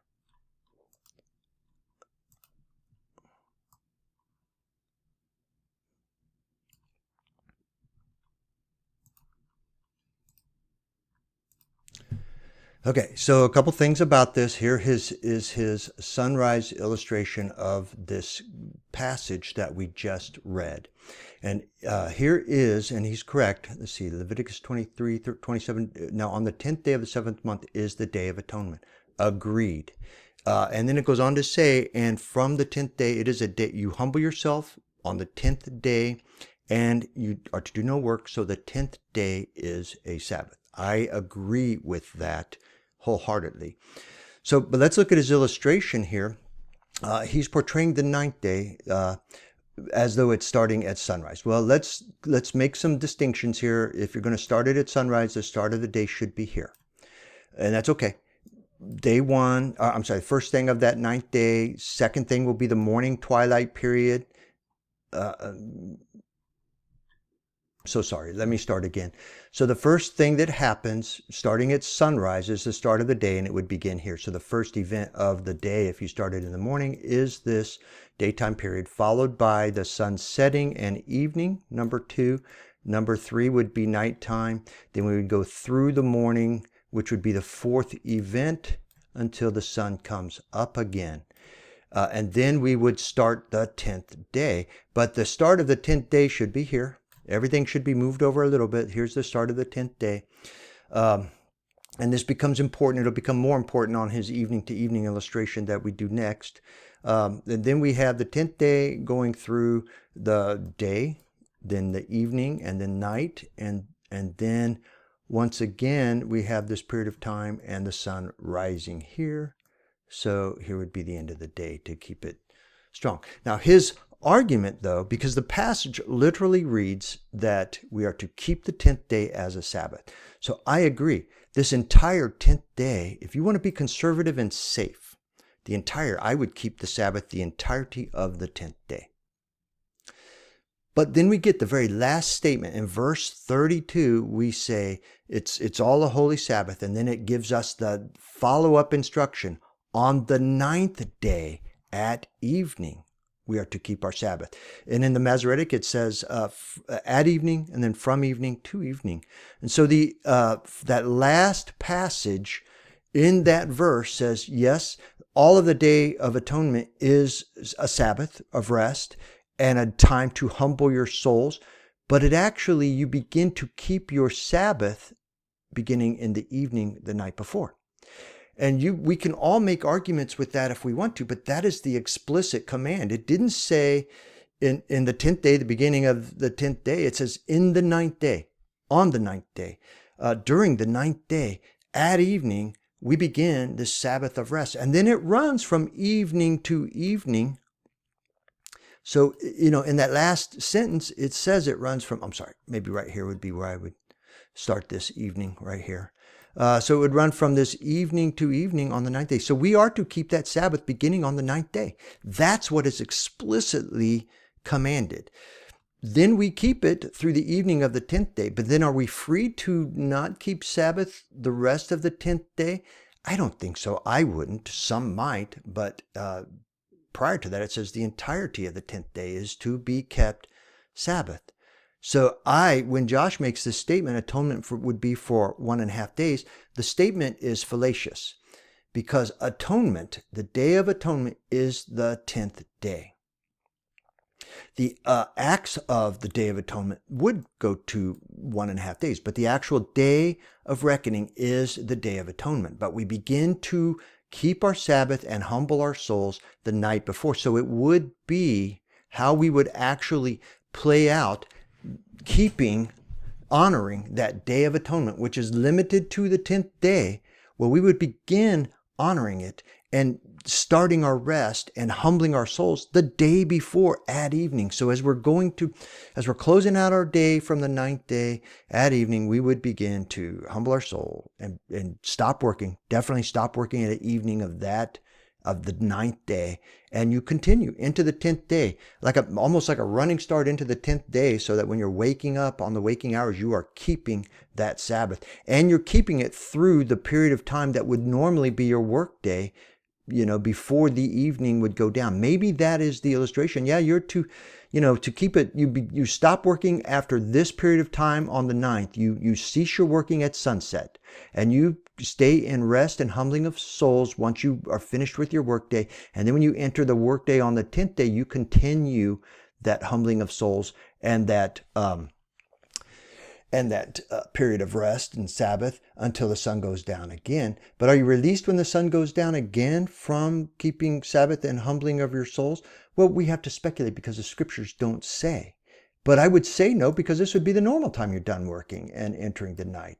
So while Josh is struggling with atonement, saying atonement is 1.5 days, I'm saying the Day of Atonement is not explicitly. The scripture, I could pull it out and read it again, but I just invite you to go back and do it. The 10th day, and all of the 10th day is Sabbath, rest, and a humbling of souls. But in the very last verse, it pretty much says, yeah, but you start the Sabbath, the rest, the period of rest, and the humbling of your soul, you start that back on the 9th day in the evening. That's all it's saying. So we are to do things for 1.5 days, but the Day of Atonement is limited to just the one day of the 10th day.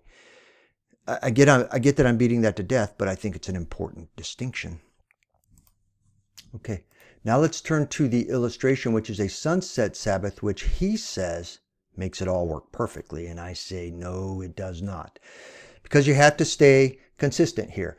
If on this illustration, he's showing us the 9th day. And when does the 9th day start? When the sun has set. So he's got it correctly portrayed here. We have the first thing that happens is the sun sets. It goes below the horizon, and then we enter this twilight period. So this is the first thing on this 9th day. First thing. And then the second thing we experience is nighttime. And then we have the morning twilight that continues until the sun comes up.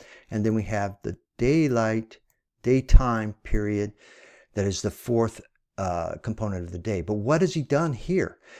You need to, he has conflated the evening because, and he follows it up. We're going to, when I go back, I'll rewind it just a little bit. You're going to see that he thinks that he's now talking about evening being the end of the 9th day. This is one of the reasons why in the beginning I said you need to define when you're going to start the day. Are you going to start the day when the sun sets? And if that's evening, if that's your evening start of the day, the evening is when the sun sets. To define now the evening as the end of the day as well as the beginning of the day is problematic. It doesn't fit. Yet that's what you are required to do. That's why it does not work perfectly, because he's illustrated that very concept. If this is the sun setting, then this is the beginning of the 10th day right here. And so there is no evening. He's got a third evening into, or a third twilight, a second evening he's pulled into the 9th day. He's got the evening, the first evening that is first, and then he's conflated what should be the first evening of the 10th day. And he's pulled this over into the middle of that evening period so that he can include evening as the end of the day. I cry foul. Nothing in the scripture tells you you can do that if you're going to, or that you need to do that. Nothing in scripture is telling you that. So I say you can't do it. And if you would take this logically, if you literally will just stay with the evening and the sunset starting day 10, then none of the sun up period can belong to the 9th day. The 10th day. All of the sun up period, all throughout the obscurity, belongs to the 9th day. Which maybe, because that's where, in the early part of this video, when I brought up the fact that some will maybe say the evening, between the evening and you start conflating between the start of sunset, where the sun begins to go down and then you have this period of obscurity. Are they pulling that into evening? I guess so, but if you're going to do that, then you need to pull it into your evening definition everywhere. I say it can't be done. Not and stay true to your position. And then if you are going to stay true to your position, and if the beginning of this evening belongs to the 10th day, then what would be the 9th day at evening? This would be the 9th day at evening. This first sunset period of time is the first evening. And then you are to let it run from evening to evening. If you're going to say evening to twilight, just twilight to twilight, it would just be morning. But I don't think anybody really holds to that. We're going to actually go from evening to this evening period of time. So really, what he has is he's created the Day of Atonement throughout the entire day of the 9th. Because all of this is required to be the evening first thing to the evening of the second thing. To pull in part of the 10th day, the start of the 10th day, just to fit this narrative, I cry foul. It's fallacious. It's just wrong. So it doesn't make this work perfectly. It makes it an impossibility. And then he's got the same thing portrayed here, because if you're going to start the 10th day here when the sun has set, then this is the first component of the 10th day, second component, third component, fourth component, and here is when the day would end and day 11 begins. I hope you can see it's an impossibility and you're conflating, where Josh would have a problem with 1.5 days being atonement. Here they're creating 2 days of atonement, because you've got, if you're going to start the Sabbath in the evening on the 10th day, and you're reckoning the evening to be the first part of the day, then it's the first thing that starts your 9th day. And then by necessity, you're pulling your Sabbath all the way through the 9th day. And if you end it there, then you have the 10th day, which you're also supposed to be keeping as a Sabbath. And okay, now you're violating the 10th day of atonement and the humbling, and no work being done on the 10th day to keep it at 1 day. But if you're going to include the 10th day, then you've actually, by necessity, created 2 days. And I think that's a little more problematic than in embracing 1.5 days from the evening on the 9th day to the evening on the 10th day, and on through the 10th day to meet the requirements. So this does not match the scripture. And the morning, I say that the morning illustration, this one, if it was correctly illustrated, actually does meet the requirements of the scripture. And the fact that you see 1.5 days is okay, but that's not the day. Okay, but it's no more problematic than the rest of the things that we saw on the evening to evening illustration. Okay, let's move on. Okay, so let me return to the video and once again back it up just a little bit so that we can have a continuity of his thought. And so evening to evening would seem to make more sense, but I want to lay that out. I don't just want to believe it. I have to have my visuals here. They help me out. And so if we do evening starting on the 9th day, that is... Okay, worth commenting. He just said evening starting on the 9th day, and that would be the first thing on the 9th day. When the 9th day would be coming to an end. And now he's saying it's measuring the evening is when it comes to an end as well. So you can't have evening to start. If the moment of time is the sun setting to start the 9th day, you can't have the sun setting in the next evening to also end the 9th day. What would end the 9th day is the last vestige of sunlight in the daylight period while the sun is up. And the moment it goes down, you've entered day 10. So it really wouldn't be ending day 9. The 10th day evening would be ending day 9, but there is no second evening. Your first evening is here, and to add a second evening would be here, because basically that would be, if you were going to start the 10th day at evening, then you've introduced from evening of the 9th day to the end of the 9th day and the evening of the 10th day, which is the entire 9th day. Just can't be. I hope you can see that reasoning. Right after sunset, 9th day would be ending, starting your 10th day, and you go to the evening of the 10th day. And that would be a 24-hour day. And so atonement, in my opinion, works best for this scenario, the evening to evening. And I know this isn't conclusive because there's a lot more to look at. And one that I just came across several weeks ago has to do with what Ezekiel is being shown here about the gate of the inner court that looks towards the east. And he says that the gate that looks toward the east shall be shut for 6 working days. So you have a gate, it's closed 6 working days. And this is the one place that I could find that refers to those 6 days as actual working days, the segments of time that you can work. And then on the Sabbath, the gate is opened. And so they open it at the start of the Sabbath, but when do they close it? If they close it at the end. Okay, let me just say that is, why did he say that? When did they open it? At the start of the Sabbath? That's not what the scripture says. It says on the Sabbath it shall be opened. If you open it up, if let's say that the Sabbath starts in the morning, sunrise, and then you don't open it until a couple hours later. Was it opened on the Sabbath? Yes. In our language, that's how we would do. So while he just said, he inferred and then stated it as though that was the case being made here, that the Sabbath, it's going to be opened on the Sabbath, and that it must also then be the beginning of the Sabbath, that it's open from the beginning of the Sabbath, whether it's starting at evening. That means it would be opened, I mean, in his vernacular, and keeping an evening to evening, it would have been opened at the end of Friday, at the end of the sixth day. It would have been open and kept open through the night and on through that evening period of the seventh day. That's what he would be saying by making that statement. But that is not what this passage reads. The passage just reads, on the Sabbath it shall be opened. That first statement doesn't say when on the Sabbath, whether it's at the beginning or in the midst of the Sabbath. It doesn't say that. It doesn't have anything to do with the beginning and ending of a day.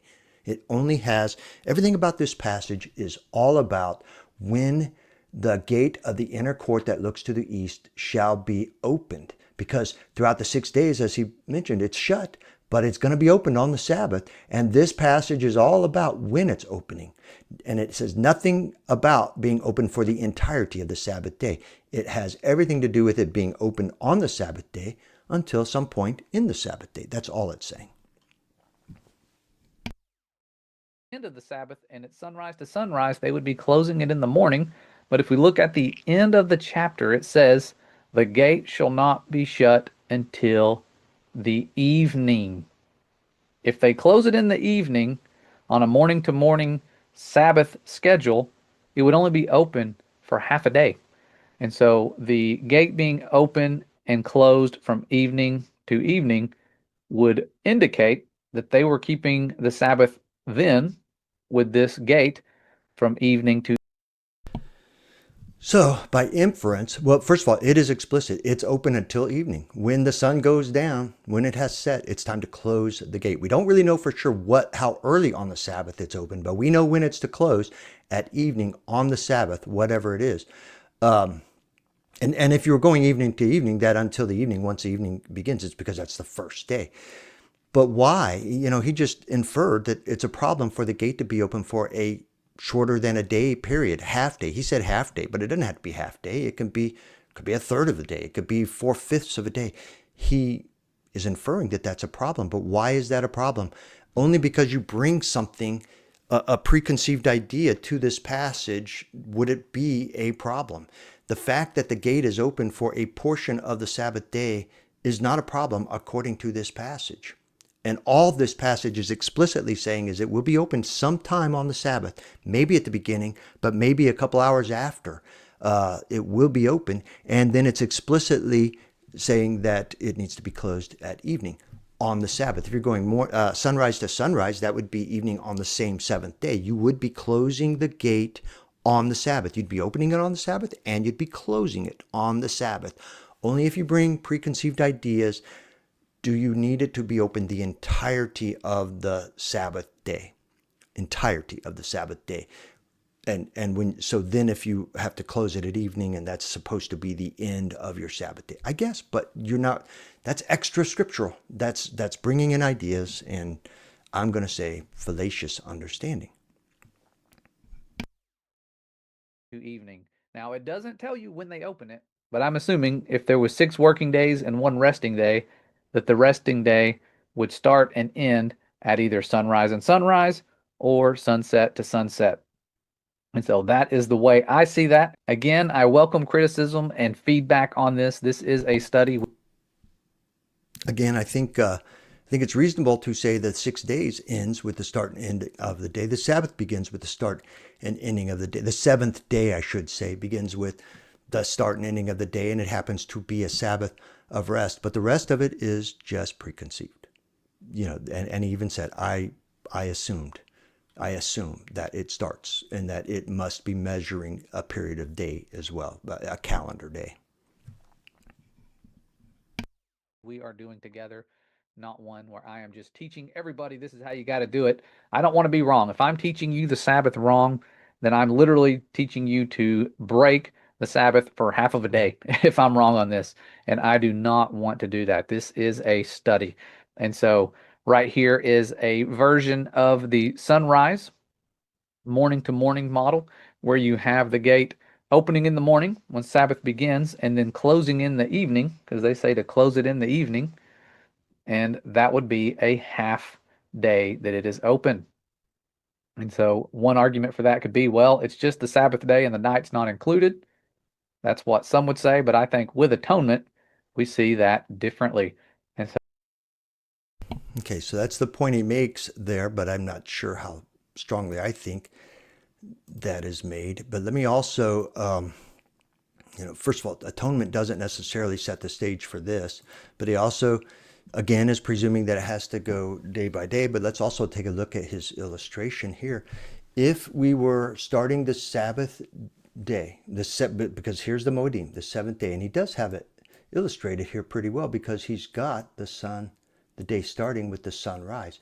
And at some point here, we are to open the gate that has been closed throughout the entirety, starting here, not here. This is wrong. So we're starting here. Throughout the entirety of the 6 working days, it is closed. But sometime on the Sabbath day here, on the 7th day, which is a Sabbath, we are to open the gate. Maybe right at the beginning, maybe as soon as the sun comes up, but it doesn't have to be. It just says that it's open. That's it. And then it is open throughout this entirety of this day. And then here's the sunset evening, and that is when it's closed. So all this passage explicitly says is that it's got to be open sometime on the on the Sabbath, and it will be closed at sunset. That's all it says. Everything else about it needing to be a full day to represent the fullness of the 7th day is presumption, assumption, and not a legitimate argument. And Day of Atonement is not establishing it for this argument. So he offers this as one of his proof texts for a evening start of the day, and I just don't know how it belongs there. So that is some good evidence there, I believe, for evening to evening. But you also have the Dead Sea Scrolls being another witness here, talking about the sun's disk being at the distance of its diameter from the gate. And that is when they were to stop working. And so my guess would be if you're working and you're waiting for the sun to get somewhere, because this doesn't specify if it's the eastern gate or the western gate, I would say that this would be confusing because someone could say, hey, this is the sunrise gate, and once it's up, that's when you stop working. But I don't think it makes a lot of sense to claim that you would get up real early, start working, and you only have like 5 minutes before the sun is at the distance of its own diameter from the gate. And so this is not in the commandments. This is not like, thus says the Most High. This is the rules they had for their community, the people of Qumran.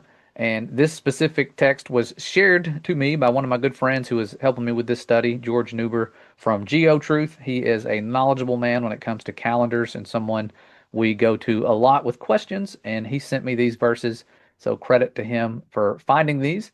And the way you can find them, if you have the Dead Sea Scrolls books, I have the information listed here with them. And this one here is the Qumran K4 fragment, 4Q266, and it matches what we just saw from the Cairo Geniza scroll. And so you have the same quote. And I would again say that it makes the most sense that this would be the western gate at sunset, because that's when they would stop working. No one should do work on the 6th day from the moment that this happens. And so I think that may support evening to evening. Again, I could be wrong, but what I wanted to do and what I wanted your help with specifically is this slide here.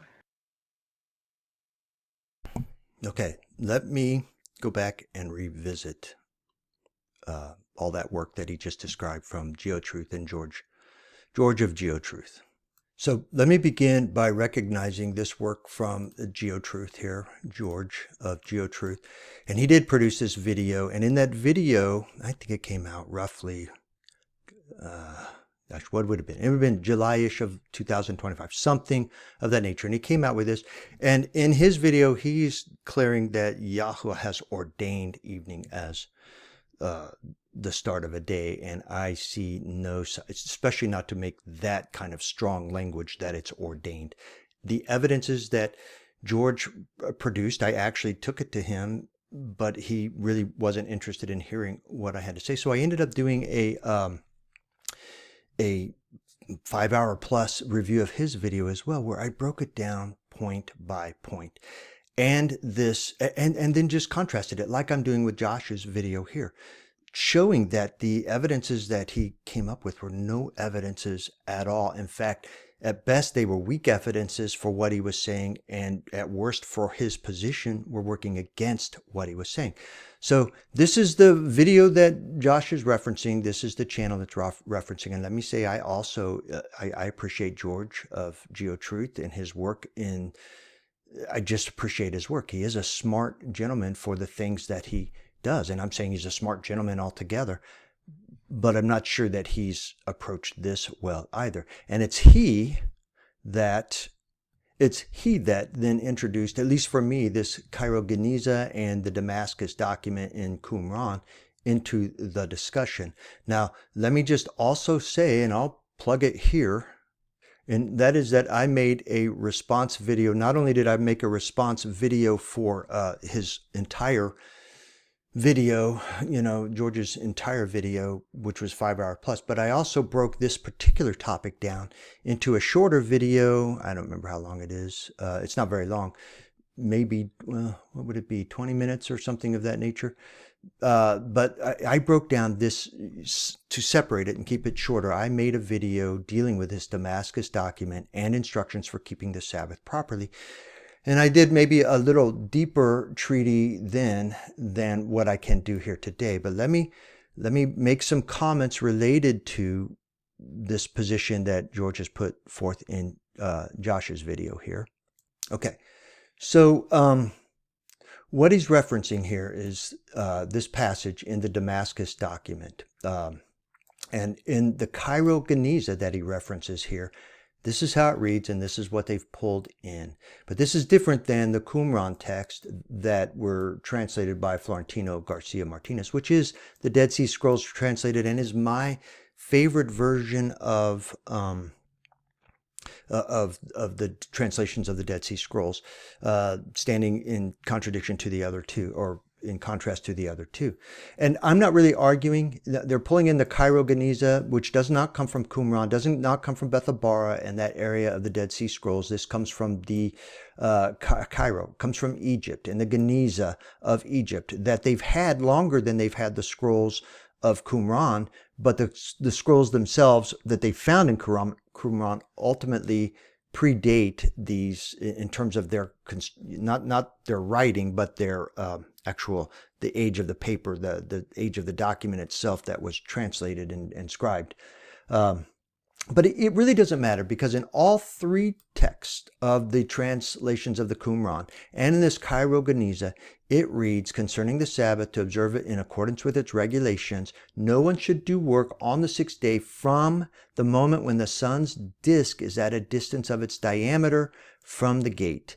And for this is what it says, observe the Sabbath day to keep it holy or separate. So the essence of this is, if this is the sun and this is the horizon, as soon as the sun, its disk hits that horizon, you're supposed to stop working from the moment when the sun's disk is at a distance of its diameter. So this would be what they're saying. And then Josh would be correct. This would sure seem to represent the western gate, which is the end of the day and the timing of when you are to cease from working.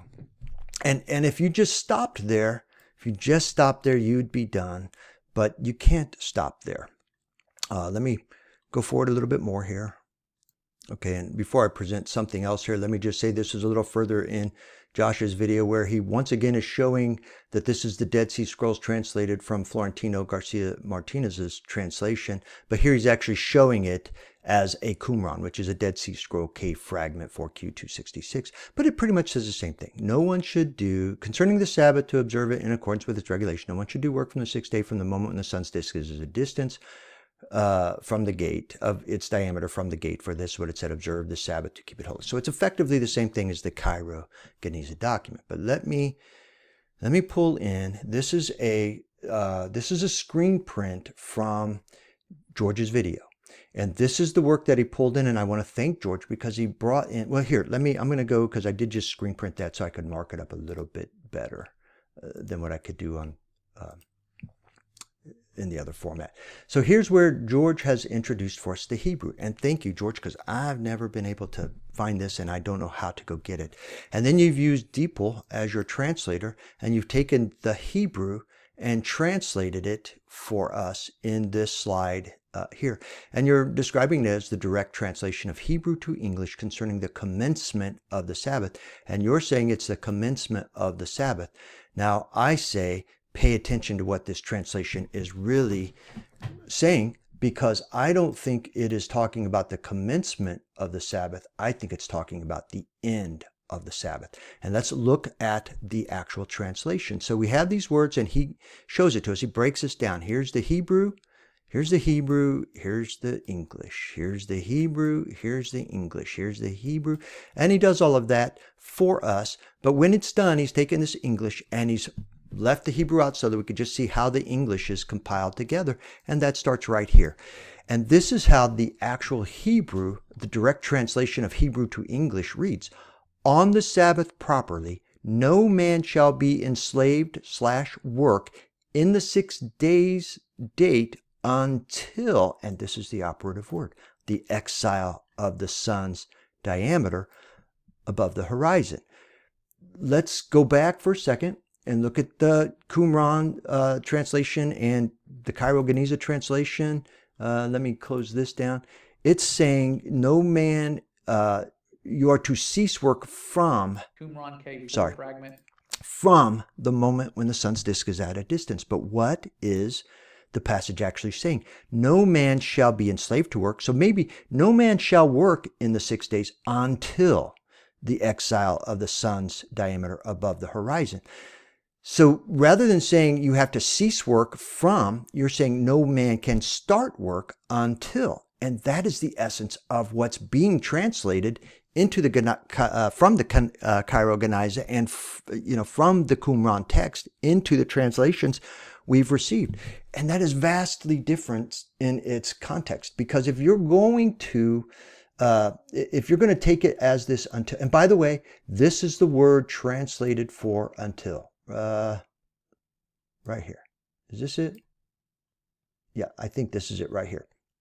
This is the word being translated until. And I've done my work going into translators and finding it in passages to see how it's being translated in different places, and it's until. Until is the correct translation of this.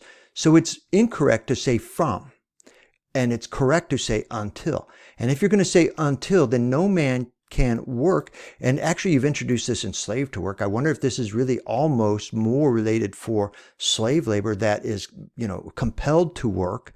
And the idea that you can't compel them to work until the exile of the sun's diameter above the horizon, which would mean that we're facing the eastern gate and the sun is below, and then it comes up. We have these partial obscurities until the sun is fully above the horizon, and that's when work may begin, or maybe that's when a servant may be compelled to work.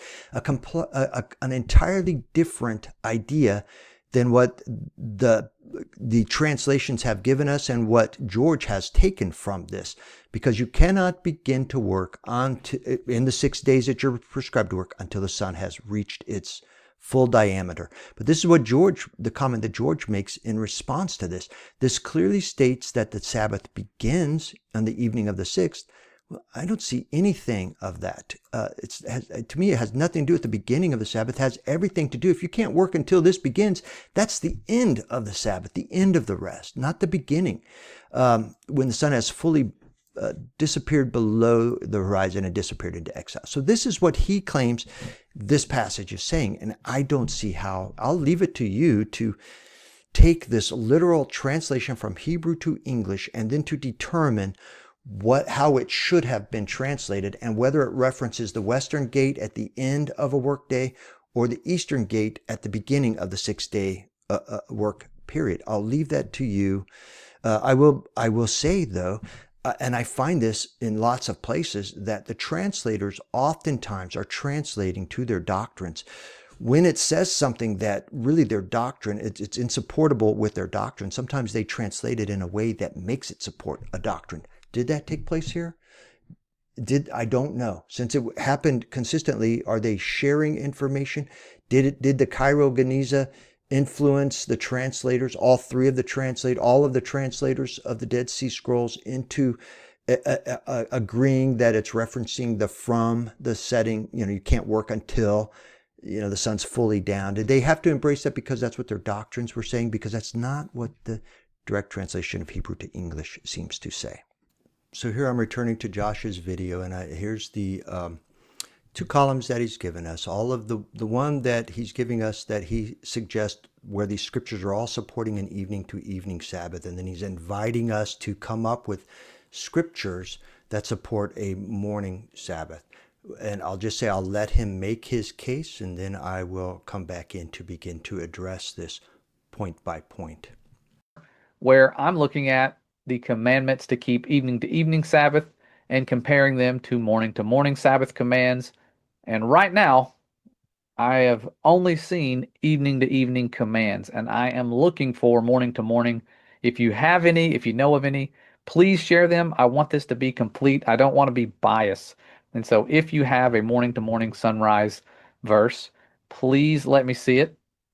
And I'm talking morning to morning. I know there's some people who say there's verses in the New Testament, which there are, that talk about the first day beginning towards the morning.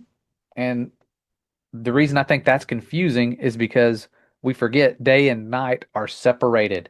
And so when you hear the word day, it's not always talking about the 24-hour day or the resting day. It's that daylight period.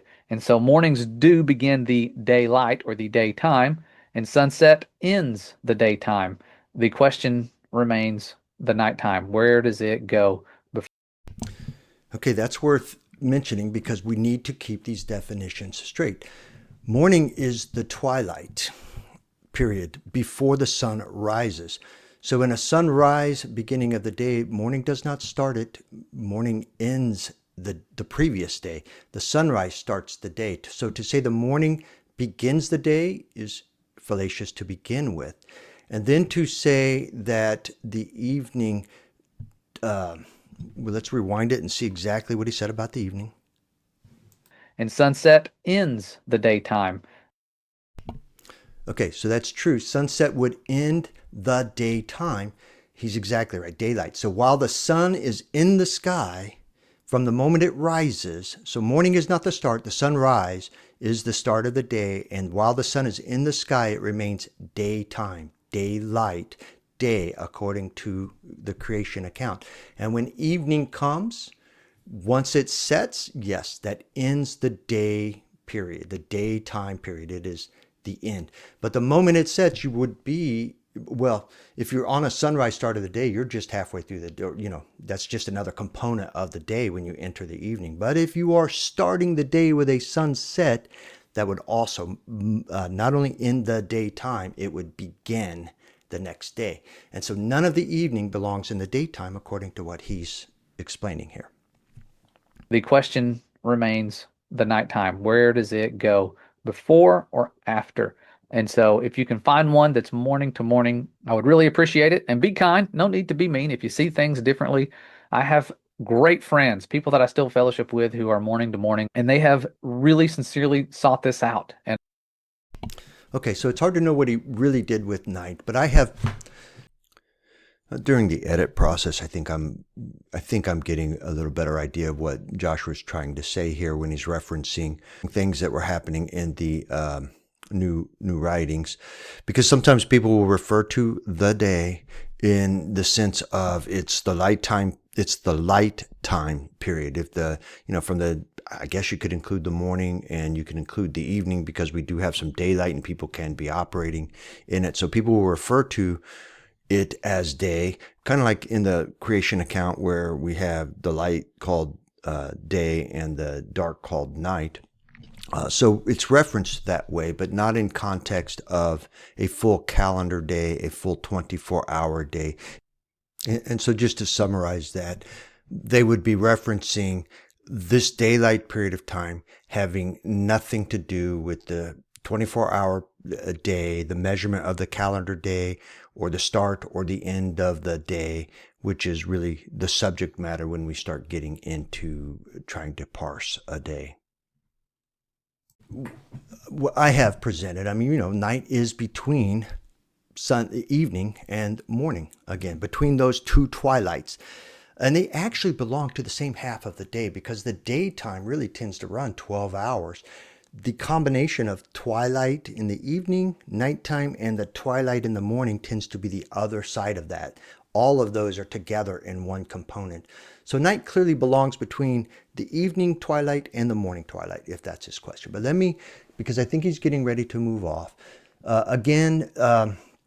The problem with this slide that he's given us is that he is saying that all of these passages are affirming an evening to that a case has been made, and all of these are telling him that an evening start has been established for keeping the Sabbath. And that's just not the case. First, I don't think we've reviewed Exodus 12:18. I think we're getting there. We haven't reviewed Jubilees 49:1, but we're going to get there. We have reviewed Leviticus 23:32, but while it does establish an evening to evening Sabbath, it does not establish an evening to evening start of a day. And then we have Ezekiel that did not. All that did was tell us when the gate was open, of the temple to the east. And then the Geniza, the Sabbath starting after sunset by the Dead Sea Scrolls and the Cairo Geniza, Qumran Cape. No, I don't think it says that at all. Certainly not in any affirmative way. In fact, I think, again, not only did it, just saying that not only does this one not support the idea that it was offered to us for, but it actually works against it, in my opinion, because when you get to the Hebrew translation, it just works against it. And then the fallacy over here is that to keep morning to morning Sabbath. No, morning would be the end of the day Sabbath. It would be sunrise to morning Sabbath, or sunrise to sunrise is probably fair to say, because the moment you hit the sunrise, you've entered the next day. So long as the sun is under the horizon, you're still in the previous day and in morning, the last part of that previous day. But the moment the sun hits the horizon, you've started the new day. And I would say that if you were going to take, based upon the strength of these testimonies over here that he's offering, I would say you could quickly and easily add the creation account to this, because we watch the activity and then we see evening, night, and morning, which we know is the second half of that day. We have the daytime period and all the work happening, and then there was evening and morning. Evening, night, morning. I'm going to say there is a scripture, a whole passage, a whole account and description, the entire creation account that supports a rising of the sun, start of the day, with morning finishing each day to complete the day. And in editing, I'm realizing I didn't finish that point, because if the creation account establishes a sunrise and a daytime start of the day, then when we get to the seventh day, which is the Sabbath, the seventh day, which is a Sabbath, the command is to keep the Sabbath on that seventh day, then we've established a sunrise start of the Sabbath. A sunrise start of the seventh day, which then also coincides with a sunrise start of that commanded Sabbath. I would say that when we talk about the various moedim that are asking us to keep the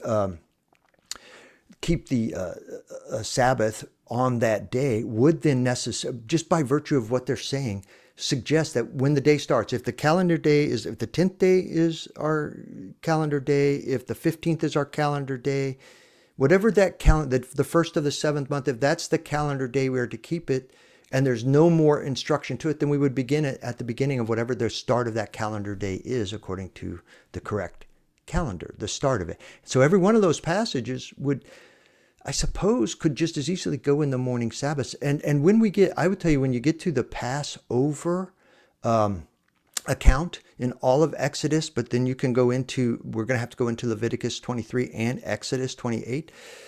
those will be passages that you can place, remove it from the commands to keep an evening Sabbath and move it over to the commands to keep a sunrise Sabbath, because when I get done here, hopefully I'll make it clear that you can't keep it. The description that is given to us can't be kept from evening to evening. It must be kept from sunrise to sunrise to fit everything that needs to fit in on the 14th. On the 14th.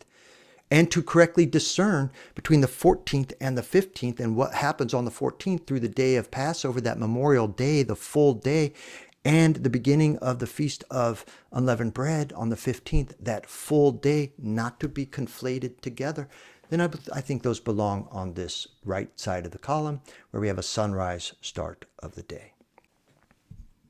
Let's continue. And I've heard their conversations. And one of the biggest things that I believe leaning them towards the sunrise model was Passover. So we'll look at that in just a second. But before we do, I want to share a verse that my wife brought to my attention here. This was David striking down people from twilight or morning until evening of the next day. And so if this evening of the next day aspect was when the next day was beginning, that's what it sounds like, the evening of the next day, and he started in the morning, I don't think that he went from morning to evening to night to morning to evening. I think it was just from the time the sun came up until the time the sun went down. And then people escaped, 400 young men who mounted camels and fled. And so that was a cool find that my wife had. I wanted to share that, possibly helping you out there. Okay, so Josh has introduced this passage, and clearly by his approach thinks this is evidencing that this would belong on the side suggesting that a day starts in the evening, because as he's envisioning this and as he stated it, he's got David striking them down from twilight of the morning, which to him is the beginning of a day, until the evening of the next day. So that's basically through the entirety of one day and into the evening of the next day, which is too long. That would take you through almost 2 full days. And he's saying it is much more reasonable to think that they struck them down from the morning to the evening on the same day. And then that would be a reasonable length of time for this skirmish and David striking down. Well, I'm going to submit to you, Josh, that you're correct. You're correct. But we've got some problems we have to overcome. First of all, I am going to take this passage that you think belongs on the evening side, and I'm going to move it to your right-hand column that you offered, where you asked for scriptures that evidence a morning start of the day. But let me correct that right-hand column, because it's not going to be scriptures that evidence a morning start of the day. It's going to be scriptures that evidence a sunrise start of the day. Because what's the fallacy? The fallacy is this idea that morning belongs to the new day. Morning is the very last part of the previous day. Let me pull in some evidences we find in your video here. Let's go back to, I'm going to come to this graphic here, not for the sake of this graph up here, but for the passage that you provide us, because this is a key evidence for us, the creation account. Well, most everybody's telling everybody that because it says, and there was evening and there was morning, that you started with evening. Well, that's just not the case. What you had was all the activity where light was separated, and we ended up with light and darkness, day and night. That was the activity of the day, and then there was evening, and then there was day. And then many will introduce the concept of echad, which is the idea of a completeness of a day. And what would we see in this completeness of a day? The activity and the work that took place, the separation of light and darkness, all of that. And then once he finished that work, then there was evening. And then we know night follows evening and precedes morning. So you could infer reasonably that night is in here. And then morning, the first day, hikad, completeness of the day. And the very last event, the very last event of that day is morning. And that is the argument. If you go through, as I set it up in the early constructs, when you go through the order of a day, it's first daylight, daytime, starting with the sunrise, sunset, nighttime, morning. That's the order of the day. Let's go and pull in an illustration that you gave us, but I need to correct a few things here. You're demonstrating a sunrise here, but you've got some problems here because we have night. We have night, and then you have this twilight period, but you're including twilight as the first part of a day here. You've got your day starting here at twilight before the sun comes up. But in reality, the sun coming up is the start of the day, the rise of the sun. So here, when the sun has crested the sky and it's entered the sky, we've entered daytime and a new day. This is the new day here. This is the old day. This is the passing day. And this twilight period of time that we call morning, daybreak, dawn, this period of time, twilight, belongs to the previous day. So, so if, just using day 9 and 10 as examples, if this was day 9 over here and we had the sunrise of day 9 and then the evening of day 9, the nighttime of day 9, the last component we're going to have of day 9 is this twilight period of the sunrise. And I'll just comment here that really that twilight period of evening, nighttime, and the twilight period of morning really is about the equivalence of, it's the other half of the daytime period. So if you were illustrating this correctly, you would need to elongate the period of daytime, at least most days of the year, elongate the period of daytime, and then the period of twilight and night and twilight would be roughly the same period as the time of the day, at least around the equinox period of time. Okay, so if we are illustrating this as the correct start of the day, then when David begins his skirmish, he's beginning it in this morning period, the last part of the previous day, and let's just say that's day 9. So he begins his skirmish before the sun comes up, and it continues once the sun comes up, and now we've entered day 10. And then he continues that skirmish until sunset of that next day. So if he begins here on day 9 and then pretty quickly enters day 10 and fights to the evening of the next day, 10 is the next day. So his length of skirmish is that daytime period that he's talking about, starting in the twilight of the previous day, but going through the daytime period. And so that fight and that skirmish lasted this one day. And we don't have to pull this into day 11. We don't have to pull it back into day 9. It's really just that one day length of time for that striking down, and not even a full day length. It's just that daylight period of time, which makes sense. That's the fighting time that takes place. And so it's a one-day event that Josh and his wife are describing here. So it belongs, if you correctly place this twilight at the end of the day, this is the last part of the previous day, and then the sunrise starts that day. Let me grasp this real quick and make a new one. If we're going to do this, then what we've got is this. This is twilight belonging to the previous day, and then we have the day starting here the next day. In my illustration would have been 10. This would have been day 9, and then you would fight on day 10 until the evening of the next day, which was day 10. So this, I'm saying, this passage belongs on the right-hand column, evidencing, using the same rationale that Josh just employed, because we need a one-day skirmish, or want a one-day skirmish, then this belongs on the right-hand column, evidencing a sunrise start of the day. But let me also be clear in case how I've said it is problematic, because really, I just said we need to keep it in a one-day event, but really we've crossed 2 calendar days. If the 2 reckonings of days, because if the day starts with sunrise, then we've crossed 2 calendar days. But if people are getting up, which people do get up before the sun rises, which means they're getting up at the end of the previous day.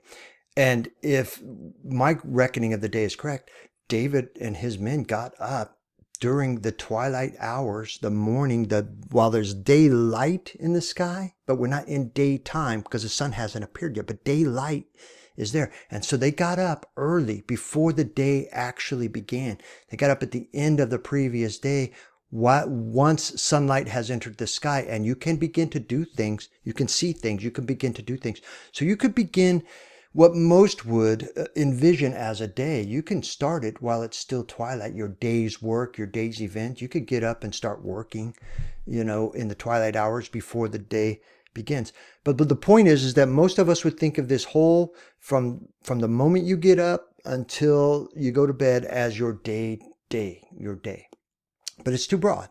when we start trying to get down into the reckoning of a day, a literal day, and the construct of a day, because then you have to parse it, and you parse it at sunrise. And then just like this passage states, we have part of it. If you've got up in twilight, part of your day's activities is going to belong to the previous day, as you reckon a day, previous day, and continue on through the new day. So one daylight time of skirmish, but crossing two reckonings of days. The end of one day in the twilight and morning, and the beginning of a new day at sunrise. Okay, back to the video.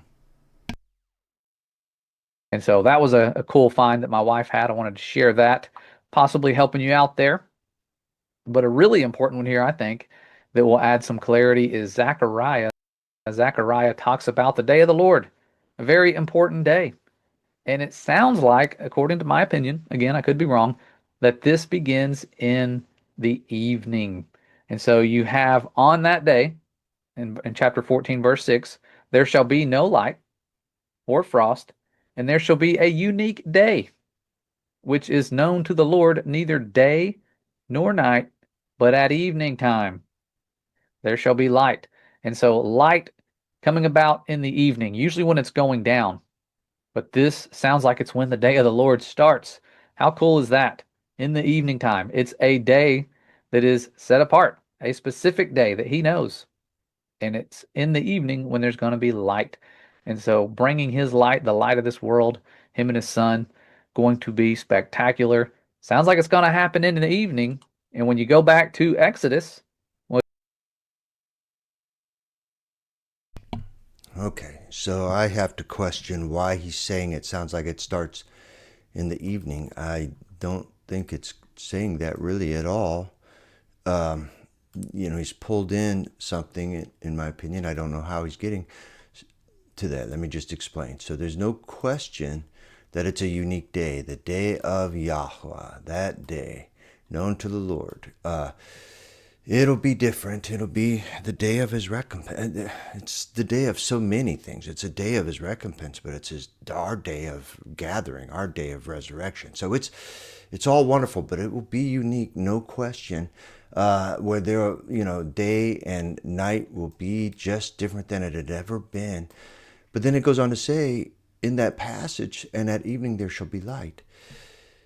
All that passage is saying is that at evening, when when we're normally in twilight, he's now saying there will be light. There's no language here suggesting that it is the start of a day, or that in the reckoning of a day, a calendar day, it's the start of a day. Evening happens in the midst of every day. We have an evening occurrence in the midst of every day. If you're going to stay with a sunrise reckoning, there still is going to be an evening. There's a time at which evening is important for so much, and he's getting ready to go into this again. Evening it's just a time when a lot of things happen, but it doesn't necessarily mean it's the start of a day. And nowhere in here, just to finish it out, nowhere in here, it just says that evening there shall be light. That's all it says. And on that day, a special day, waters will flow out of Jerusalem, half of them to the eastern sea and half of them to the western. It shall continue in summer as in winter, and Yahweh will be king over all the earth. We know that happens when he comes back at that day of Yahweh. After he's given his, all of it intermixed, the retribution on the world, the resurrection of the elect and chosen, and the gathering of the elected of chosen, wedding supper of the Lamb, and then Yahushua coming back on that day to finish out the retribution and establish his kingdom here on earth. It's a special day. Nothing in here about the start and end of a day. Let's see what he says. Sounds like the day of Yahweh is one day and starts in the evening. Why? Why does he make this comment? He's inferring, he's bringing something in, and I would just say, you would have to, if you weren't already compelled, if you weren't already in the camp and just looking for evidences, and every time somebody mentions an evening, you are thinking, okay, that means the start of a day. If you weren't trying to do that, you wouldn't do that. All you would, if you were already in the camp like I am, where you're saying the day starts with the sunrise, you know that when evening comes on that day, it's just talking about evening. It has nothing to do with the start of a day. And so this idea that it is one day and starts in the evening, this is, where does it come from? It reminds me of Exodus 16:6. Forgive me, Exodus 16:6, where it says, "At evening you shall know that it was the Lord who brought you out of the land of Egypt." And he's going there next. All right, let's continue. Sounds like it's going to happen in the evening. And when you go back to Exodus, well, you see, when our Father set his people free, the children of Israel, what does it say here? That Moses and Aaron said unto these children, the children of Israel, "At even, then you shall know that the Lord hath brought you out of the land of Egypt." If the day of the Lord is mirroring this, you can see that setting free. Okay, let me revisit that, because so what he's pulled in now is this passage in Exodus where it says, "At even you shall know that Yahweh hath brought you out of the land of Egypt." In the very next sentence, it says, "And at morning something else happens." Just because he mentions at evening and says that's the time, because during that period of the day you shall know that Yahweh hath brought you out. What does that have to do? Where in this passage are they talking about the start of a day? There's an evening in every day. And again, he's getting ready to.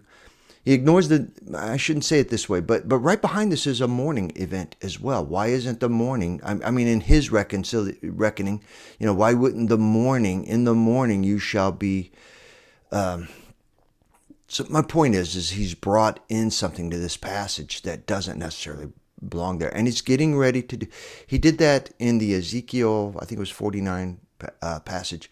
He did that in that passage, and he's getting ready to show us a list of passages where he's doing the same thing, because at evening something happens, but he's inferring that at evening also means that it's suggesting a start of the day, and it's not there. It's only there if you infer it and bring it in, because that is your predisposition.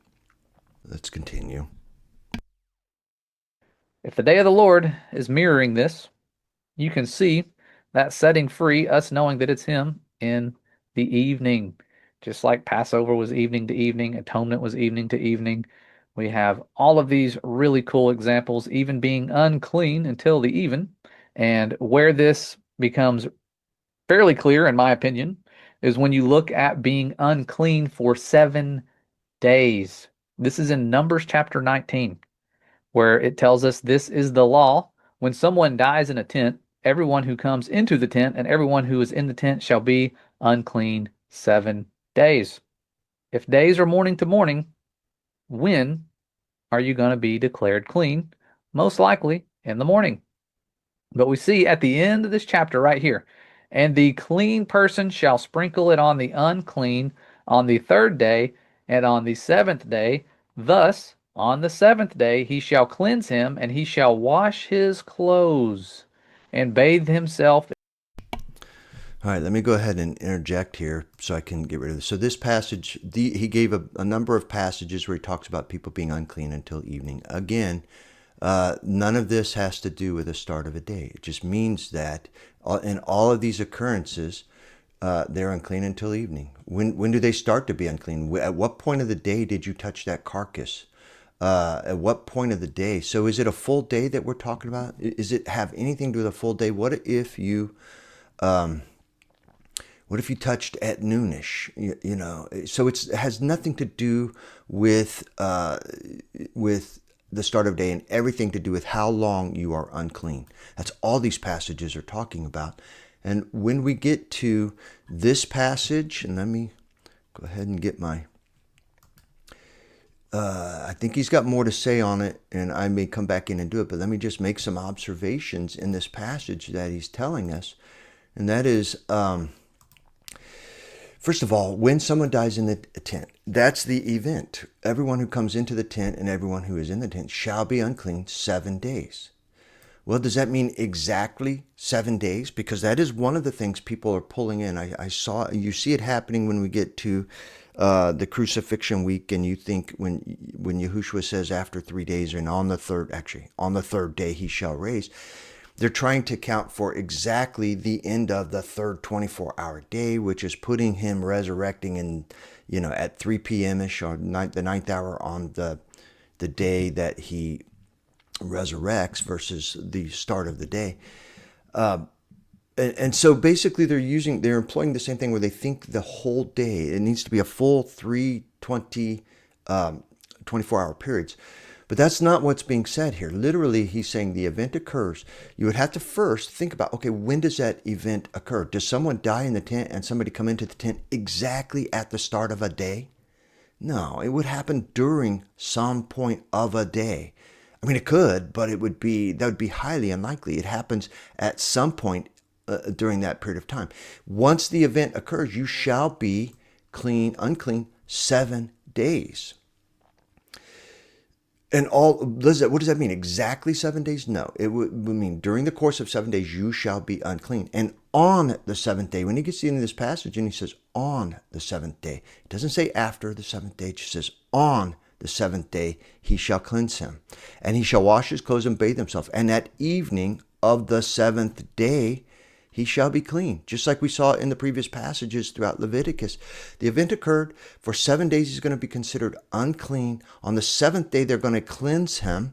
And he's going to wash his clothes, bathe in water. And then at evening of that day, he's going to be clean. Has nothing to do with the reckoning and start of a day. If it did, you would have a problem. And let me just go ahead. See, he's illustrating.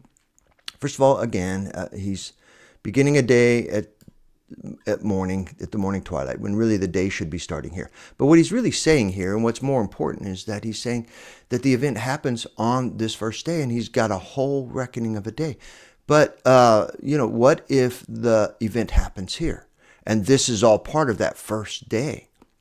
Or it happens even at night. It's all part of the first day, but we don't have a full full day here. Then, of course, the second day would need to be full by reasoning that through. Yeah, and the third day, fourth day, fifth day, sixth day. And then on the seventh day, when, on the seventh day, they take the activity, or they cleanse, because on the seventh day, they're going to wash his clothes and bathe himself in water, and then at evening of that seventh day, he's going to be clean, which would, in this reckoning, he's saying would be, actually, he's pulled in the evening of the eighth day, because this would be the start of the eighth day. So the evening of the seventh day is actually the first event of the seventh day. Another problem in this reckoning. But this would be when he would be cleansed in an evening to evening start, because that's what he's illustrating. Here's nighttime and daytime. It really, in my opinion, should be reversed. And if this were the daytime, this would be the evening. And this is when they do the cleansing of the clothes. This is when he's going to be declared clean. And you'd have the rest of that day for the seventh day, if that's how it's being reckoned. Now, he's going to pull in the eighth day, but there's no mention in this passage about an eighth day. He's going to talk about, here in a moment, he's going to talk about what the eighth day represents. And I suppose, because, I understand those concepts, because it is part of the, end time eschatology. In those discussions belongs an eighth day, but it is not part of this discussion.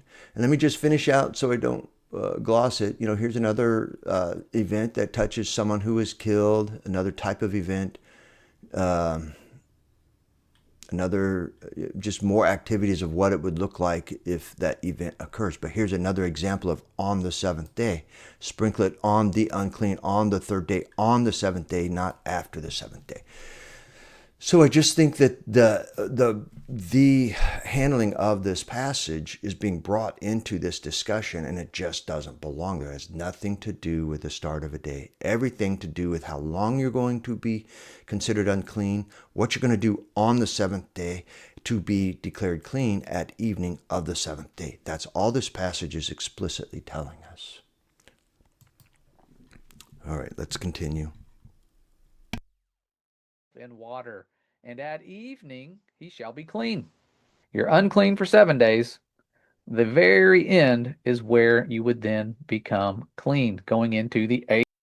Again, very end. It doesn't say very end. And this going into the eighth day, this is what you do if you're trying to pull passages in but has nothing, it doesn't say anything about the end of the seventh day, and it doesn't say anything about going into the eighth day. It says on the seventh day, he will be declared clean at evening. That's all it says. Nothing about the end of a day.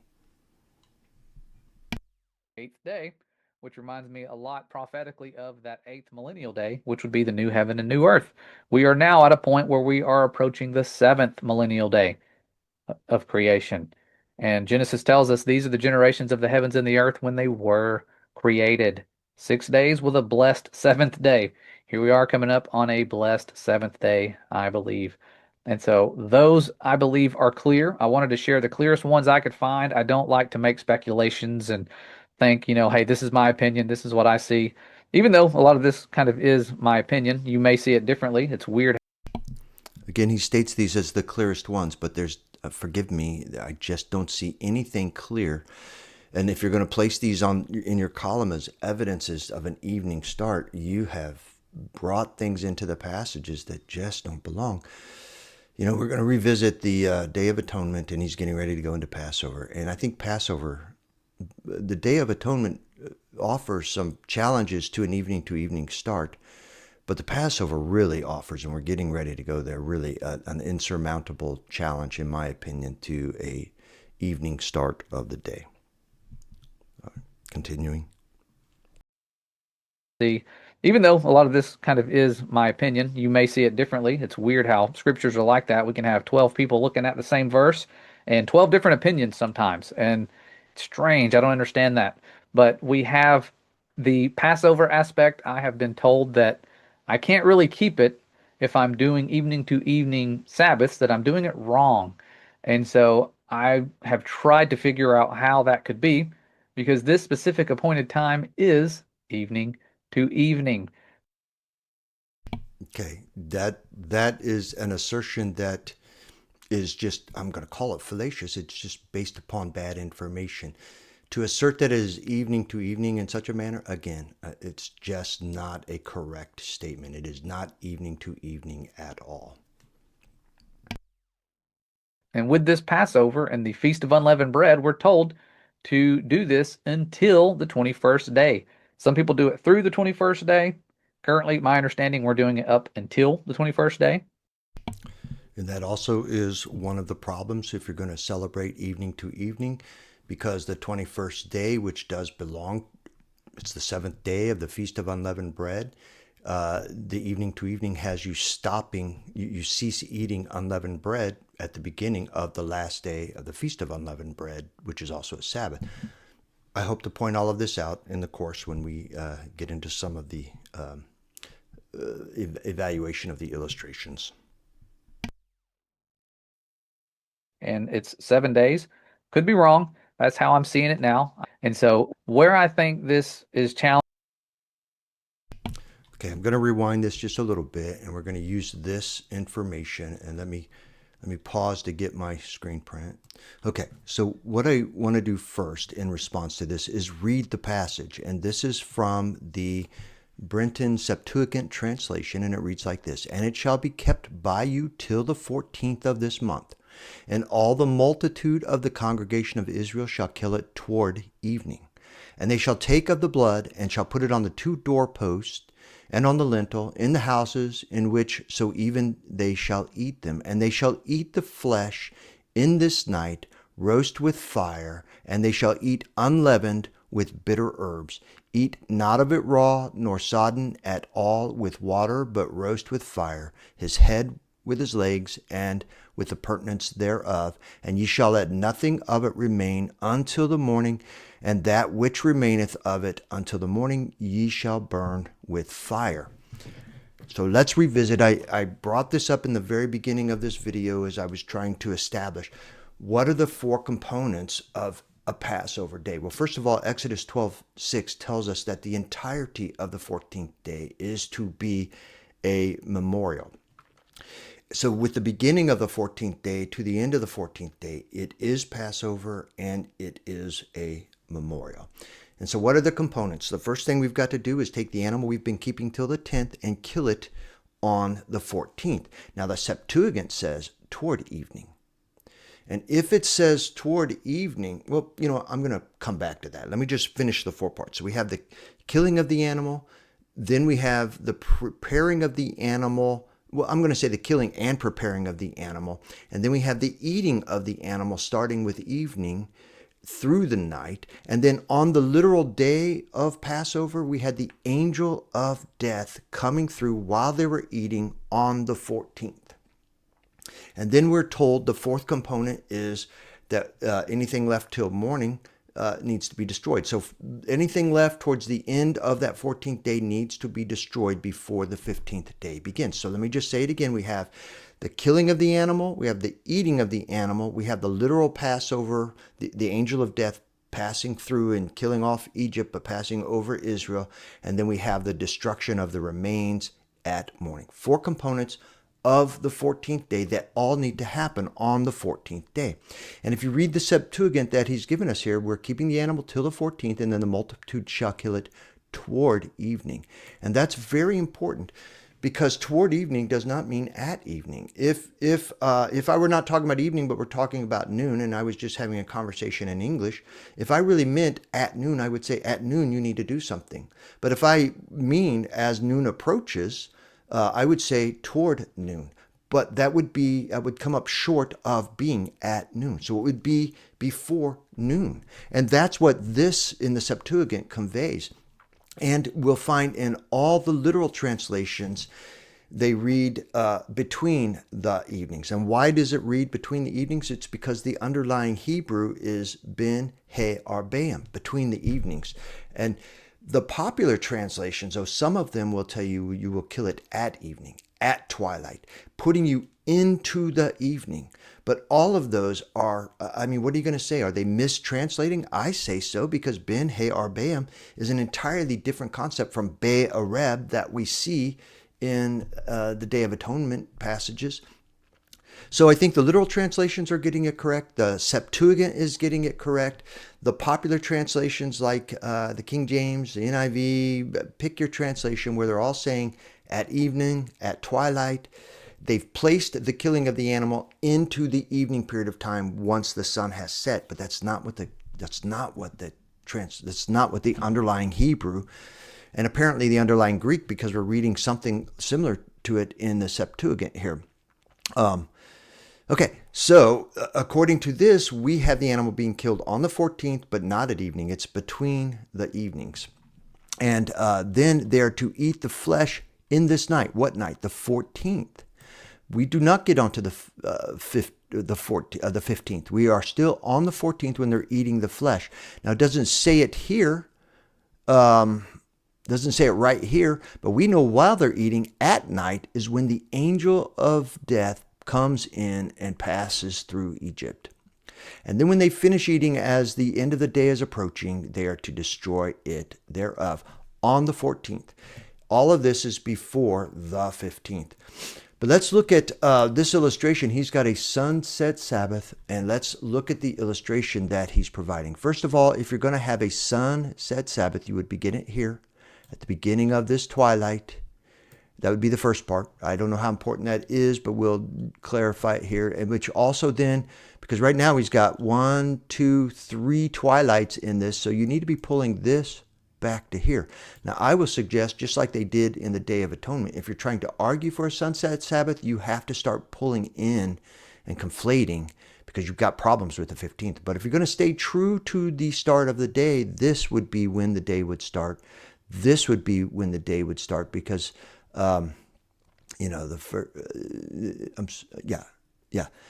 because you have the first component is the evening, then the second component night, third component morning, fourth component day. And you would carry it all the way through. And here you would have the beginning of the 21st day, which will also be, in what he mentions, this will also be the evening of the 21st day, which would be correctly depicted on an evening start of the day. But this is also when you stop eating unleavened bread, and this is why he's confused, because he's got this entire 21st day left of the Feast of Unleavened Bread, where we're supposed to stop eating unleavened bread. But we still have the 21st day, and we still have the Sabbath. Problematic. Okay, So here are some other problems that I'm going to use my illustration. I'm going to show it here on his illustration because this is the one he's used to reckoning, and it's a good illustration. But I've created one too that I'm going to juxtapose the two options on when we finish up here. So here he's showing the 14th day, but and this would be the start of the 14th day. But if we're going to say we're to kill the animal on the 14th day of this month toward evening, what does that mean? If this is which is the first, the first evening and the only evening on the 14th, it happens first in a sunset reckoning of a day.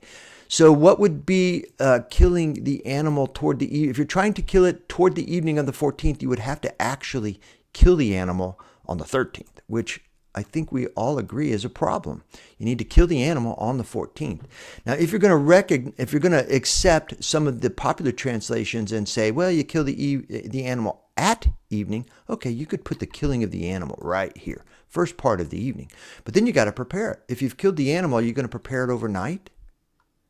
Or are you going to prepare it and finish eating it all, kill it and prepare it entirely and begin eating it in this twilight period? That's a possibility. I admit that is a possibility, but it's not the better of the possibilities, as we'll demonstrate and illustrate. But then having eaten, you're going to then go through the night, and this would necessarily have to be when the angel of death passed over, because this is the nighttime. They're eating during this period of time, first event on the 14th, and they're eating their Passover. They've scrambled, they've killed it at twilight. They're eating it at twilight, eating at night. The angel of death passes over on the 14th, and then we have the morning there to destroy what remains, and then we have this daylight period of time, unaccounted for, because then you would have the 15th starting at the end of that day period. So you would have this whole day. We think they should have been, after having finished that meal, they get up and they start moving out of Egypt, which is, what the 15th represents and the Feast of Unleavened Bread represents. But that, if you're going to stay with this places the Exodus, if it's the day after eating, it places it at the end of the 14th day. If you started with the evening, the Exodus would be happening on the 14th and not the 15th. So we have some problems here. Let me show another illustration, because if you then are keeping the animal on the 14th, because you've kept it till the 14th, and then you're going to kill it toward evening here as you approach the evening of what? The 15th in this reckoning. If you're going to keep it here, so that you could kill it on the 14th, and then you're going to begin eating here with sunset. Okay, but what day are you eating on? The 15th. I'm pretty confident that as I reviewed Sean Griffin of Kingdom in Context, that's kind of what he's arguing. You're eating it on the 15th because the 15th is also the first day of unleavened bread, and they've conflated it. They'll take the passages that follow Exodus 12:6 through 10 and conflate the two Moedim into one, and you need 7 days of eating unleavened bread. But you're going to end up by necessity placing the eating of the meal on the 15th, which would then place the actual passing of the angel of death on the 15th. Now, literally, they've succeeded in keeping 7 days of unleavened bread, because we know that you've got to eat unleavened bread for 7 days. 1, 2, 3, 4, 5, 6. Actually, I'm not sure. We'd have to see. We'd have to look at that more closely when we get to Sean's work. But still, we can't have the killing of the lamb on the 13th and meet the requirements of Passover, and you can't be eating the Passover on the 15th, even though we're going to get to it. There are translations of Jubilees that are the popular translations amongst those who are reading. Just like the King James and some of the popular translations are putting this killing of the animal at evening, when the truth is it should be between the evenings or toward evening. If it is going to be toward evening or between the evenings, it really makes an evening to evening an impossibility. Only if you can bring in the killing of the lamb right here, along with the preparation, and then the Passover, the literal Passover here, and the eating of it, the destruction here, but then we would have the Exodus in the daytime of the 14th. Problems throughout this illustration. And then again, you have the 21st day where you cease to eat unleavened bread even though you are in unleavened bread, which should actually be if you're going to say day 8, it would be day 8 of eating unleavened bread. Now I'm going to let him go forward because he's depicting this, and he just said, yeah, I've been told I can't keep it. Well, I guess I'm agreeing.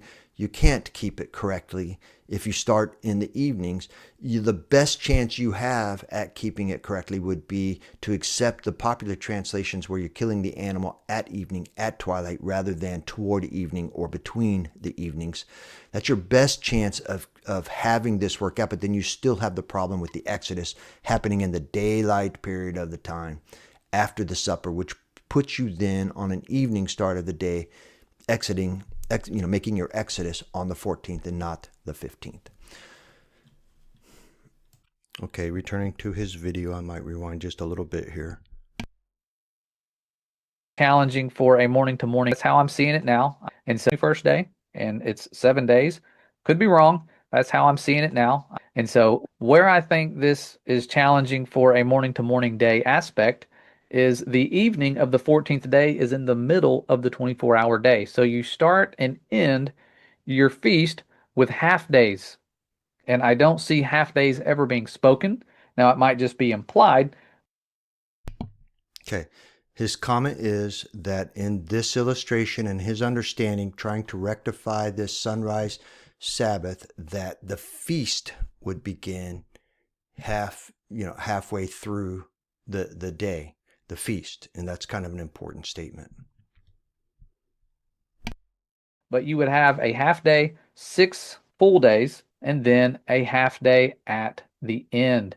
And so you would go in number order, half a day, and then when you have your next day, it's 1.5, 2.5, 3.5, 4.5, 5.5, 6.5, and then you end Passover with another half day. And so not saying that's impossible or this eliminates the option of a morning to morning day, just that it doesn't seem to flow and make sense, at least to me. And I'm open for instruction. I just prefer that you send Bible verses. And so okay, let me rewind here and let's visit what he said. It doesn't make sense to him, but there are reasons that it's not making sense to him. Let me pull open my screen print of this page.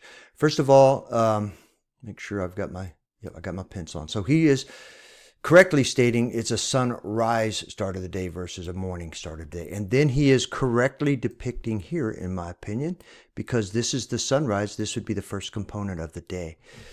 But when he makes the comment that the feast would begin in a half day, people are conflating this idea because we have the moedim, the appointed times, but in some of our passages we call them the festivals and we call them the feast. And when you say feast, it seems to be the eating times, etc., etc. But usually when we're talking about the feast of Passover, we're talking about the entirety of the 14th day.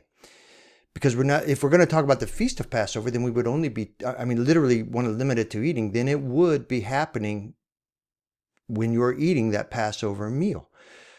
So let's not conflate the moedim, the appointed times, the festival, and feast. Let's understand that in this entirety of the illustration, we have the feast of the feast of Passover, the moedim of Passover, the appointed time of Passover, the memorial of Passover does begin and run the entirety of the 14th day. Entirety of it. So to say that in a sunrise start of the day, you are only going to be celebrating a feast for a half day would be erroneous, fallacious. And then when we get to the 21st day, which is also a full day, from the moment the sun comes up on the 21st day and we've entered the Sabbath of this 21st day, the full day is part of the Feast of Unleavened Bread, the Moedim of Unleavened Bread, the appointed time of Unleavened Bread, the Festival of Unleavened Bread.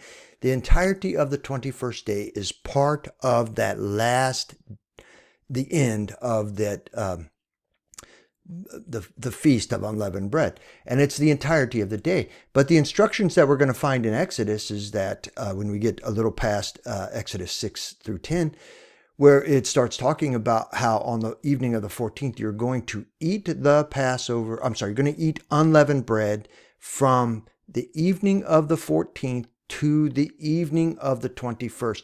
And it's that language of starting to eat unleavened bread in the evening that people are conflating into this idea of the start of a day, and it has nothing to do with that. It has only to do with a period of time that you're eating unleavened bread, and has nothing to do with the start and end, the period of time that is the actual appointed time, or Moedim.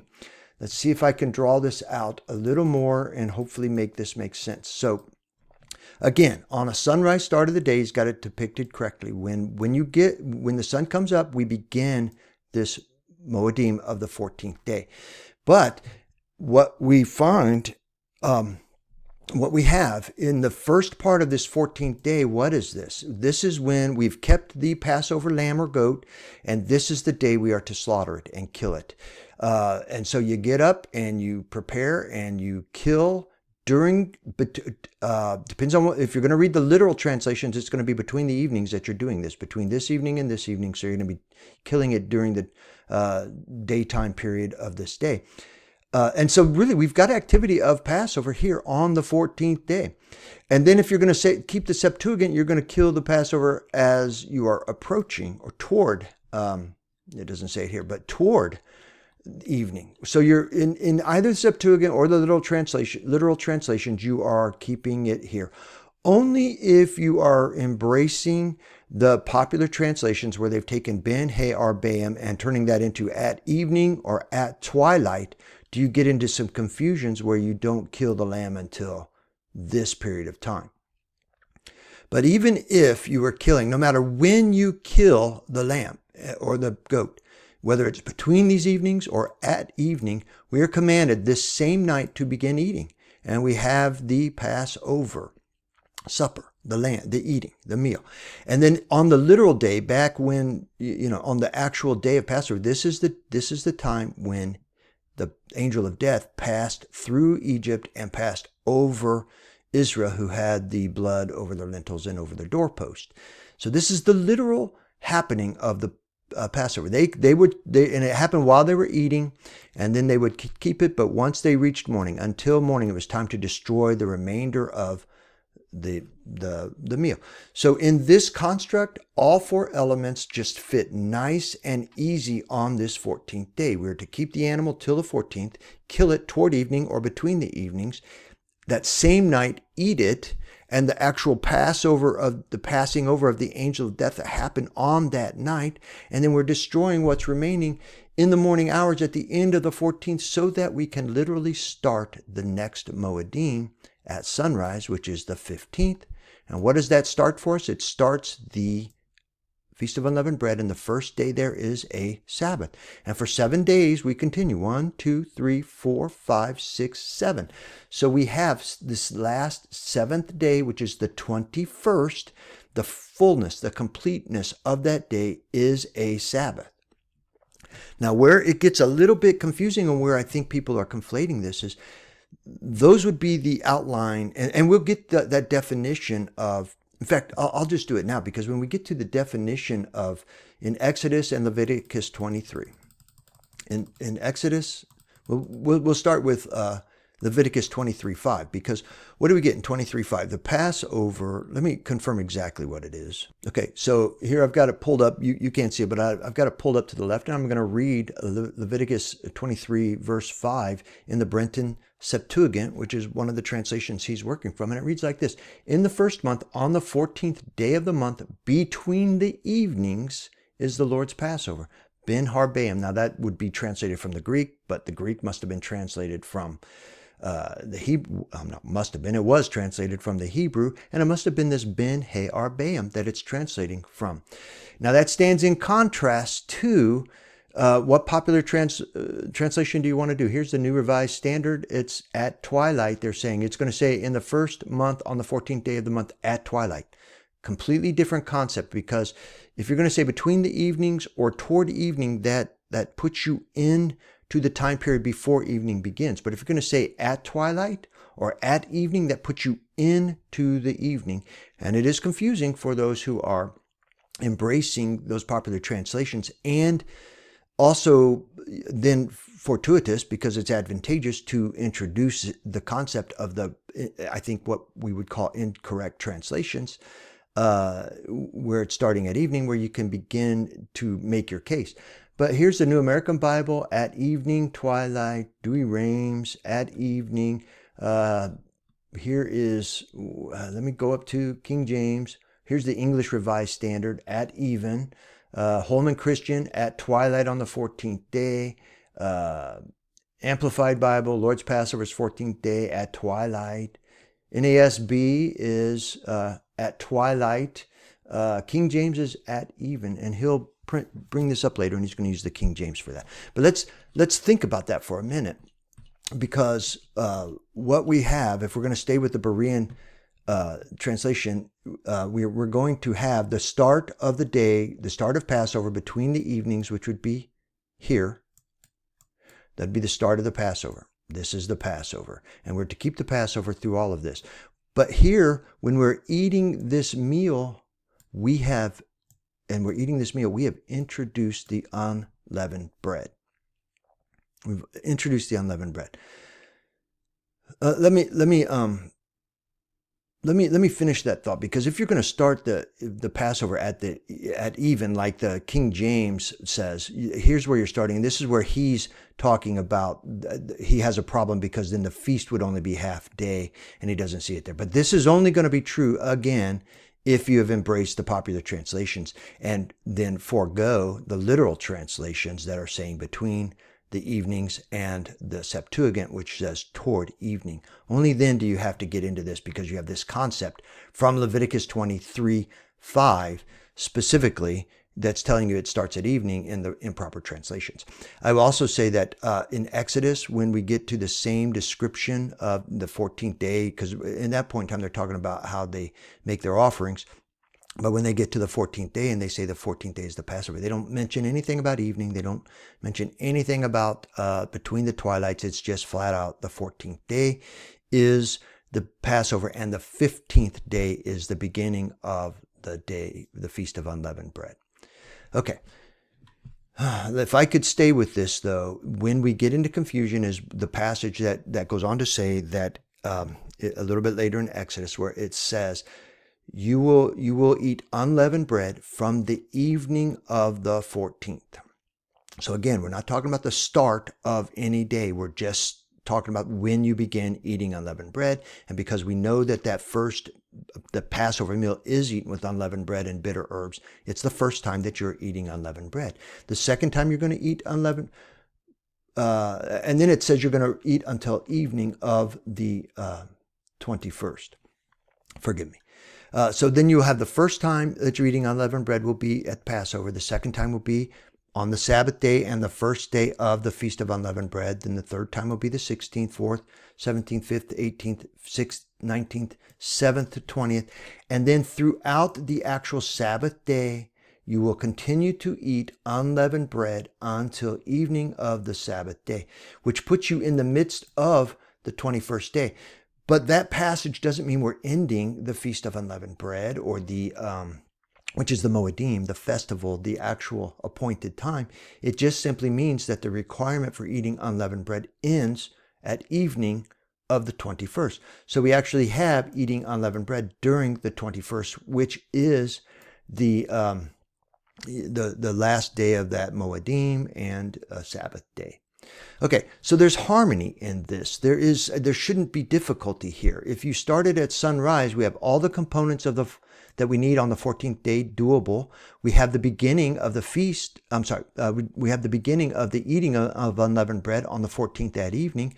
We have the 7 days of the Moedim, with it ending in the last day at evening, midway through that day, but the whole day is the Sabbath. But we stop, the requirement for eating unleavened bread ends there. There's nothing that doesn't smoothly and easily fit into the structure of the explicit instructions of the scriptures.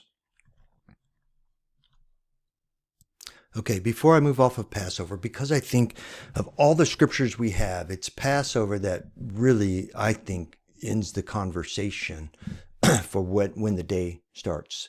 And so I have also created an illustration that I hope it's helpful and not harmful, because obviously people who aren't used to doing what, it's my illustration, but I'm going to try to depict it. And let me explain what I've done here. I've pulled up my illustration. Again, this is going to illustrate the Feast of Passover alongside of the Feast of Unleavened Bread. And right here, I'm going to make this division because on the one side, I have the sunset or evening start of the day that I'm going to illustrate. And on the other side is the sunrise start of the day that I'm going to illustrate with the language and the information we need for what we've been provided through Exodus, Leviticus, regarding the start of the day. So let's start with the impossibilities that I find on the sunset side, and I'll explain it as I go. And then I'll come back to what I think harmonizes everything through the sunrise start of the day. So first of all, I've illustrated beginning with day 13. I don't know how well you can see this, but that would be day 13. And if the evening starts the day, then the first thing we have on day 13 is evening, then night, then morning, then day. And then we would have the beginning of the 14th day. And let's remember what we got to have happening on the 14th day. We are to keep the Passover until the 14th day, kill it on the 14th day, prepare it on the 14th day, eat it on the 14th day. The angel of death needs to pass through on the 14th day, and then the burning of the remains needs to happen at morning or the end of the day on the 14th day. So if that's the case, then here, the first thing that we have happen on day 14 is the evening. It's the evening. The second thing that's going to happen on day 14th is going to be night, and then we're going to have morning, and then we're going to have this daytime period of time. If we stay with the Septuagint, and it says the Passover is to be killed toward evening, and we haven't reached evening, then what are maybe you could say toward 3 evenings, depends upon how you do it. Let's start up here. If you're going to say that you need to be eating on the 14th day if you're going to eat your Passover on the 14th day, then this is when you begin eating the Passover. And you're going to eat this Passover, and then the angel of death needs to pass over here. We finish it up, and then we destroy all what remains. This needs to be what happens if you're going to have all those events happen on the 14th day. But if you are to kill the Passover toward evening, that puts you here on the 13th. Which is a problem. It no longer meets the requirements of Passover. So when we have the Septuagint saying toward evening, and then we have the literal translation saying between the evenings, which would put us here, I think it would put you here almost assuredly, then it has you killing the lamb on the 13th, and that violates the construct of Passover. But it's also necessary because the very first thing you'd be doing if you're trying to eat your Passover on the 14th is eating. Very first thing you're doing on the day of 14th. And then the angel of Yahweh comes over on that night, and then you're finishing up your eating, you're destroying. And then you have this daytime period of time that in Exodus, we know that once they have finished eating, it's time to go. So they should be exiting, making their exodus from Egypt here. But then the exodus would be on the last part in an evening construct, the last part of the 14th day. And so we're beginning our exodus on day 14 and not on day 15, but the passage clearly means that the 15th commemorates the time that they are pulled out of Egypt.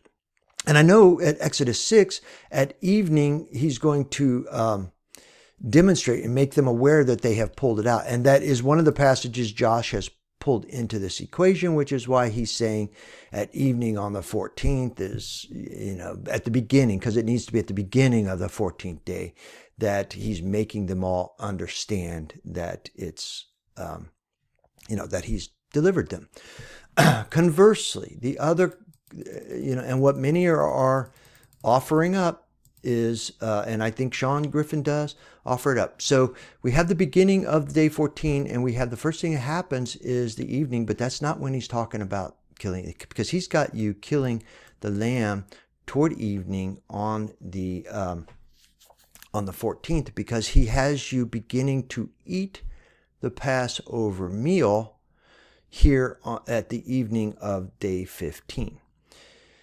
Okay, because if this is your toward evening, if this is the toward evening of the Septuagint, and we're approaching, and this will get you to killing, because you're killing the Passover lamb on the 14th, and you could do that toward evening, but then the evening that you're beginning to eat would be the 15th, and then you have none of the things happening on the 14th that you're supposed to have happening. Instead, you have the eating on the 15th, you have the angel of death passing over on the 15th, then you have mourning, and then you have Exodus.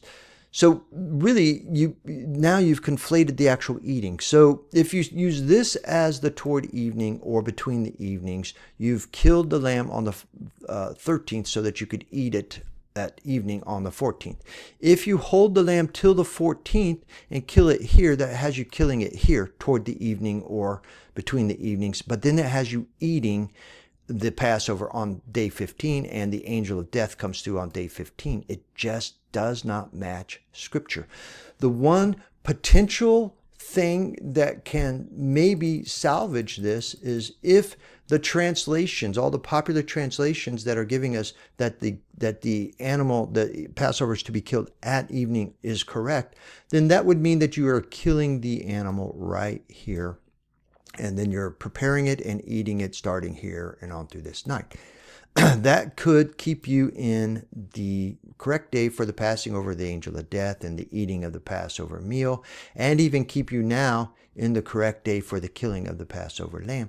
But then you do have to get rid of everything here so that when the sun comes up, it's, there's nothing left in remaining. But this should, what remains a problem there is that this should be the day of Exodus, but that would put the Exodus on day 14. But the Exodus needs to be happening on day 15. Hopefully this illustration is demonstrating the impossibility of a sunset or evening start of the day.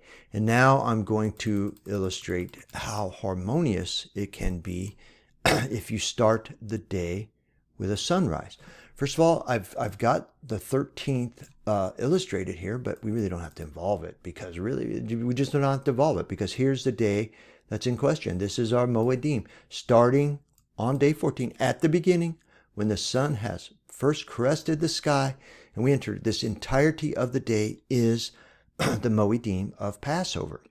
And when we get to Leviticus 23:5, and it says Passover begins between the evenings, well, here's when it begins, when the sun comes up, because when the sun comes up is the starting of the between the evenings, and the sun going down is the end of the between the evenings. And so that places Leviticus 23:5, if you're going to take the literal translations of between the evening, it places it right there, the beginning of day 14. Only if you accept all of the modern, I shouldn't say modern, the popular translations that have given you at evening does it confuse it, because now it's telling you, oh, well, Passover doesn't start until here. But is that the correct translation of Ben Hey Arbam? I don't think so. And that would be one of the things that somebody who's trying to support an evening start of the day would trot out, because they're saying then that the Moedim itself starts at evening. This would be evidence of an evening. But if you're going to take the literal translations, no, the Moedim has already, by the time of evening coming around, we're already into the Moedim, because it started between the evenings. Okay, but what do we see happening when the day begins and they get up? We begin to see the preparation. Let's take what happened in Messiah, in Messiah, his crucifixion week. What happened when they got up? His Talmidim, his disciples, approached him and said, how do you want us to prepare? It's the day has approached when we need to kill and slaughter the Passover. And so they get up, and Yahushua, how do you want us to prepare? He gives them instructions. They go and find the room and make the preparations, which means they killed the animal during that day, so that when Messiah shows up, when Yahushua shows up at evening at the proper time to eat the meal, it's been prepared because it happened between the evenings up here. And so we're ready to begin evening and the eating, as some of the passages say, when it was time, because this is when you begin to eat. But because we have slaughtered and prepared the lamb between the evenings up here, it's just so harmonious that we begin to eat the Passover meal at evening, and we go ahead and eat it right on through night. And this also makes it work because on the 14th, while they're eating at, around midnight, does the angel of death pass through on the 14th while they're eating. And then they're instructed that if there's anything remaining of this meal before, until morning or at time of morning, you're to destroy it. So you're really supposed to destroy the remains here, because here by the morning, it needs to be destroyed by the morning. The entirety of this event is all nice and neat and appropriate on the 14th day, which also then makes room for the beginning of the Feast of Unleavened Bread, because this is the feast. I didn't put it here. I should have. This is the Feast of Passover, if you're going to say it that way. But the 15th begins the Feast of Unleavened Bread. Having destroyed the remains and gone through the last part of the 14th, then we are ready for the beginning of the Feast of Unleavened Bread, which begins with the sun rising. And then also that next day after they ate, when they make their exodus, and which is what this is commemorating, they make their exodus. It nice and neatly fits on the 15th where it belongs. And then, so this is the Feast of Unleavened Bread, and it runs all the way through the 15th, through the 16th, through the 17th, through the 18th, through the 19th, through the 20th, and then through the 21st. So here's the Feast of Unleavened Bread, which is also a Sabbath, and it lasts the entirety of this day. I'm going to go back just for a moment, because if we start the day in the evening, we still have to account for day 21 beginning here at evening, but it still belongs in the Feast of Unleavened Bread, which is a 7-day feast. If you add Passover, the Feast of Passover, the Moedim of Passover, to the 7-day Moedim of the Feast of Unleavened Bread, you have 8 days of Moedim back to back, a 1-day Moedim, a 7-day Moedim. And then when we get to the passages in Exodus where it's saying, okay, so you begin to eat unleavened bread. Well, when do you begin to eat unleavened bread? You eat it the first time on day 14 as you prepared this meal, because this meal is eaten with unleavened bread. So the first time you're eating unleavened bread is not on the Feast of Unleavened Bread. The first time you're eating unleavened bread is on the Feast of Passover. But then we begin the Feast of Unleavened Bread, and we eat unleavened bread for 7 days on the Feast of Passover, or Feast of Unleavened Bread, all the way down here. But if we go to the passage, it says you are to eat unleavened bread from the evening on the 14th, which is true, which is on Passover. You're to eat unleavened bread until the evening of the 21st. Where does that put us? It puts us right here. So we successfully, in a sunrise start of the day, we enter our 7th day of unleavened bread, eating unleavened bread throughout the day. We continue to eat unleavened bread as we're supposed to. But the requirement to eat unleavened bread ends with evening time on this 7th day. So the entirety of the 7th day remains, the entirety of this day remains the 7th day of that Moedim, from sunrise to through the morning. The entirety of it remains the Sabbath and day 21, but only half of it do we have the requirement to eat unleavened bread, because from here forward, the requirement ends. But the day doesn't end. The requirement for Sabbath doesn't end at evening, but the requirement to quit eating unleavened bread ends here. And that's all that passage says, that you are to eat unleavened bread from the evening of the 14th to the evening of the 21st, which is 8 days. 8 separate days you are eating unleavened bread. And if you were, and I think this would be one of the arguments, I'd have to go revisit what Sean said, but it looks like Josh is embracing it. If you're going to eat till unleavened bread here, then you have 7 days of eating unleavened bread. And you then do, because if you're going to conflate the 7 days of the Moedim of unleavened bread and then not include the other day where you're eating unleavened bread, which is Passover, then you only have 7 days of eating unleavened bread, and you can make it happen because you begin eating 1 day here through the 6 days basically of unleavened bread. But when you hit the 7th day, you're done eating. If you're going to follow that, if you're going to follow the explicit scriptures, then you're done eating unleavened bread here, and you can eat unleavened bread throughout the entirety of the last day of unleavened bread while you're keeping Sabbath. That doesn't really make sense either. Okay. Let's move off. Okay, let's again return to his video. And so, not saying that's impossible or this eliminates the option of a morning to morning day, just that it doesn't seem to flow and make sense, at least to me. And again, I'm open for instruction. I just prefer that you send Bible verses.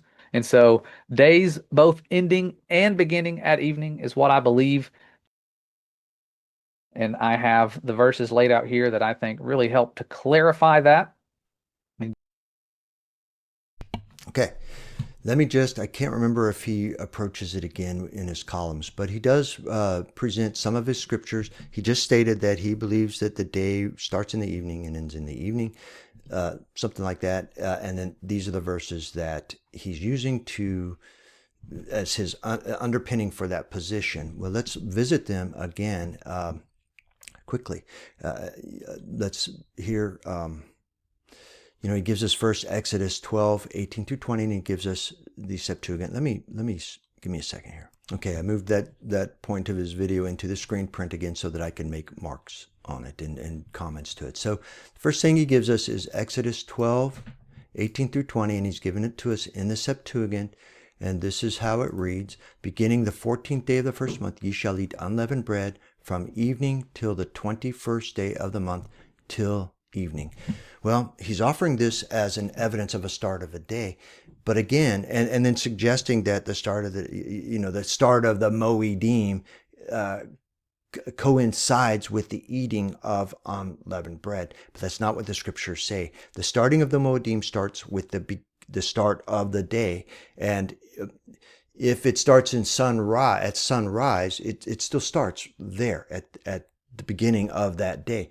But just to be clear, what is he talking about? He needs to understand that this passage is talking about beginning on the 14th day. Ye shall eat unleavened bread from the evening on the 14th till the 21st day of the month at evening.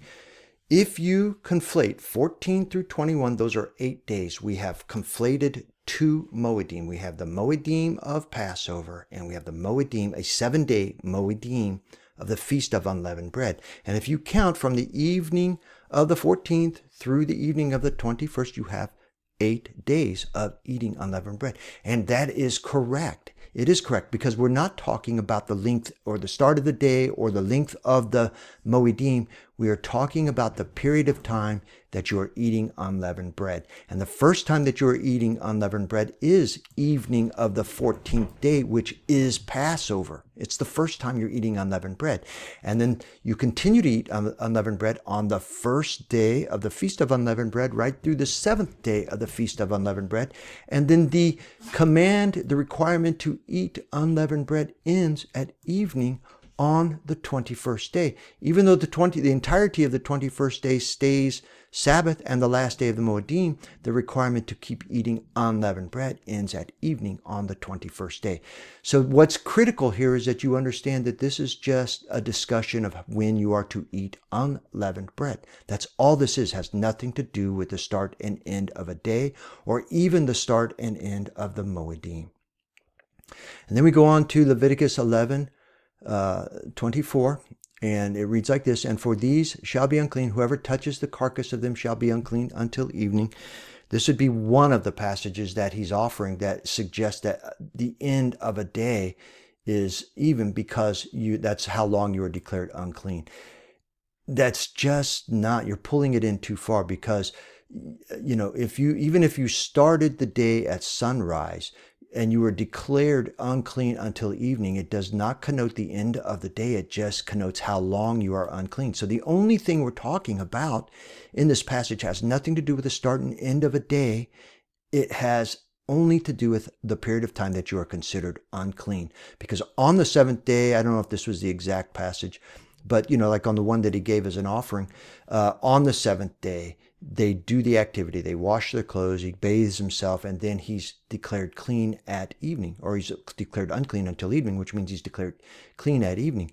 Josh then pulls in that means that is the end of the day, and it just doesn't say that. It doesn't say that. And then he suggests that means that it's going into the 8th day, and then he pulls in reasons why that is meaningful, but it's not part of the passage. It's not part of the passage.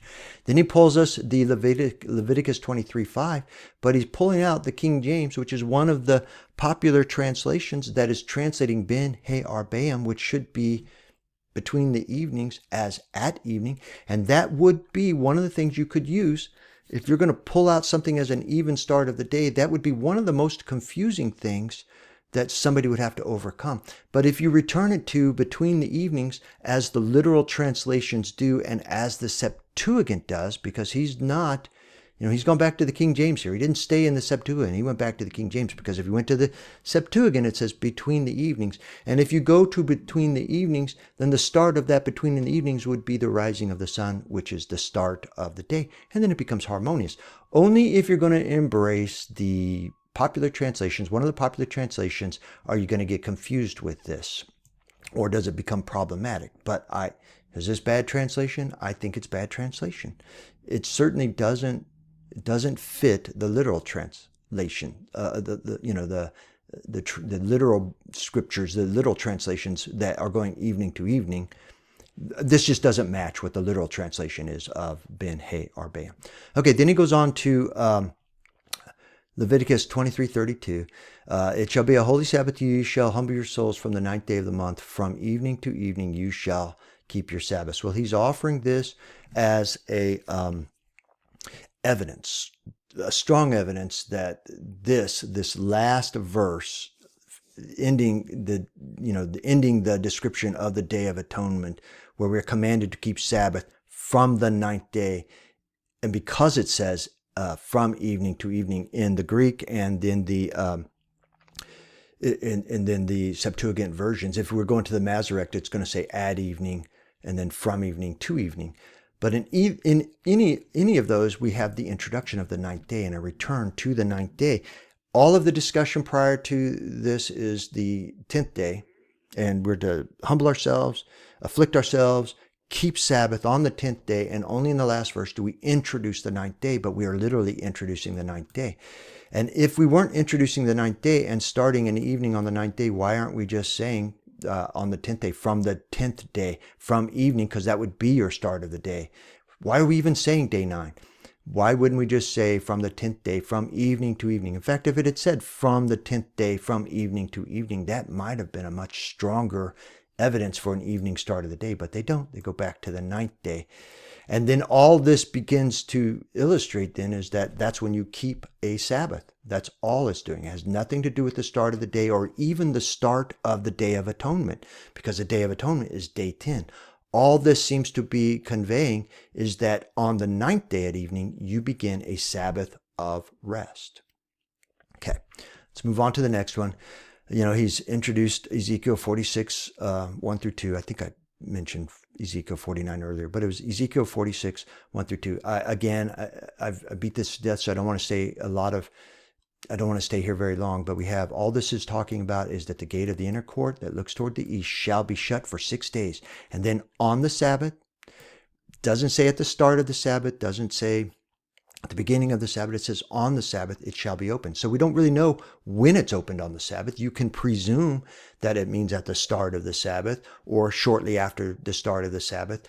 But that's all we're doing is presuming, because all it says is on the Sabbath it shall be opened. But no matter what, and I think that is less, it really doesn't matter what time we open it on the Sabbath, whether it's the start or whatever. Or some other time later in the day, because what it goes on to say is that it's opened until evening of the same day. Josh is pulling in that this until evening necessarily then means the end of the Sabbath day. So, but that's not what the passage is saying. The passage is just saying that you open the door, the gate, on the Sabbath, and you close it at evening on the Sabbath. Nothing to do with the end of the Sabbath day. That clearly would mean that the gate is not open for the fullness of the Sabbath day. It is open for a portion of the Sabbath day. And if you're going to open it up, and if you've got a sunrise start and you're going to open it up, you're going to keep it open during the daytime hours, which would really be the period of time. If it's a Sabbath, it's a period of rest. But what would normally be a period of work is now a period of rest. So when you would be working, instead they open the gate, and for that period of time you would be working, throughout that daytime period of time, the gate remains open, and then it closes that evening when it's really time to go home and begin resting anyway. All this passage is really saying is that you've got the gates open in the daytime hours of the Sabbath. That's all this passage is meaning. It has nothing to do with the end of the Sabbath, the end of a day, the start of a day, nothing to do with that. And then he pulls in Jubilees 49:1. When I first worked on this was a little bit problematic because, yes, if you're going to read the R.H. Charles version of Jubilees 49, Jubilees, and when you get to 49:1, it does read exactly. Well, let me read this to you. It reads like this: "Remember the commandment which the Lord commanded thee concerning the Passover, that thou should celebrate it in its season on the 14th day of the first month, that thou should kill it before it is evening, and that they should eat it by night on the evening of the 15th. Eat it by night on the evening. This passage is saying that we are to eat the Passover on the 15th. Contrary to the Exodus passages where they have us eating it on the 14th, Jubilees is telling us it's eating on the 15th. Well, having done my timelines, I realized that this is a problem. And what it really did is not make me doubt that the timelines of Exodus were correct, but rather that either Jubilees is legitimate scripture or that the translation is a good translation. I began to question all of that. But even using the R.H. Charles, we've got him killing it before it is evening on the 14th. So we don't wait until evening of the 14th to kill it. We kill it on the 14th before it is evening. But let me go on to say that I have since discovered that the R.H. Charles gives us this translation. The literal standard version, when they are translating Jubilees 49, give us this translation. The Ethiopian Bible translations, at least the ones that have made it into my compilations, my canon of the scriptures from Ethiopia, are giving us this exact wording.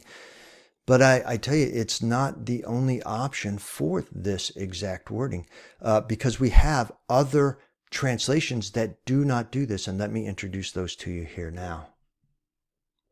So this is the Yah scriptures, which is, comes from the Hallelujah scriptures.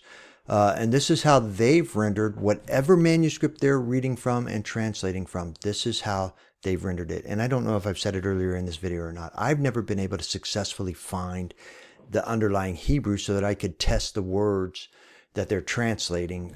So far, I haven't found it. I hope I do someday, but I haven't been able to. But the manuscript that they're translating from, this is how they've translated it in the Hallelujah scriptures and then the Yah scriptures. Remember the command which Yahweh commanded you concerning the Pesach, which is Passover, that you should celebrate it in its season on the 14th of the first month. No question that Passover is to be celebrated on the 14th of the first month.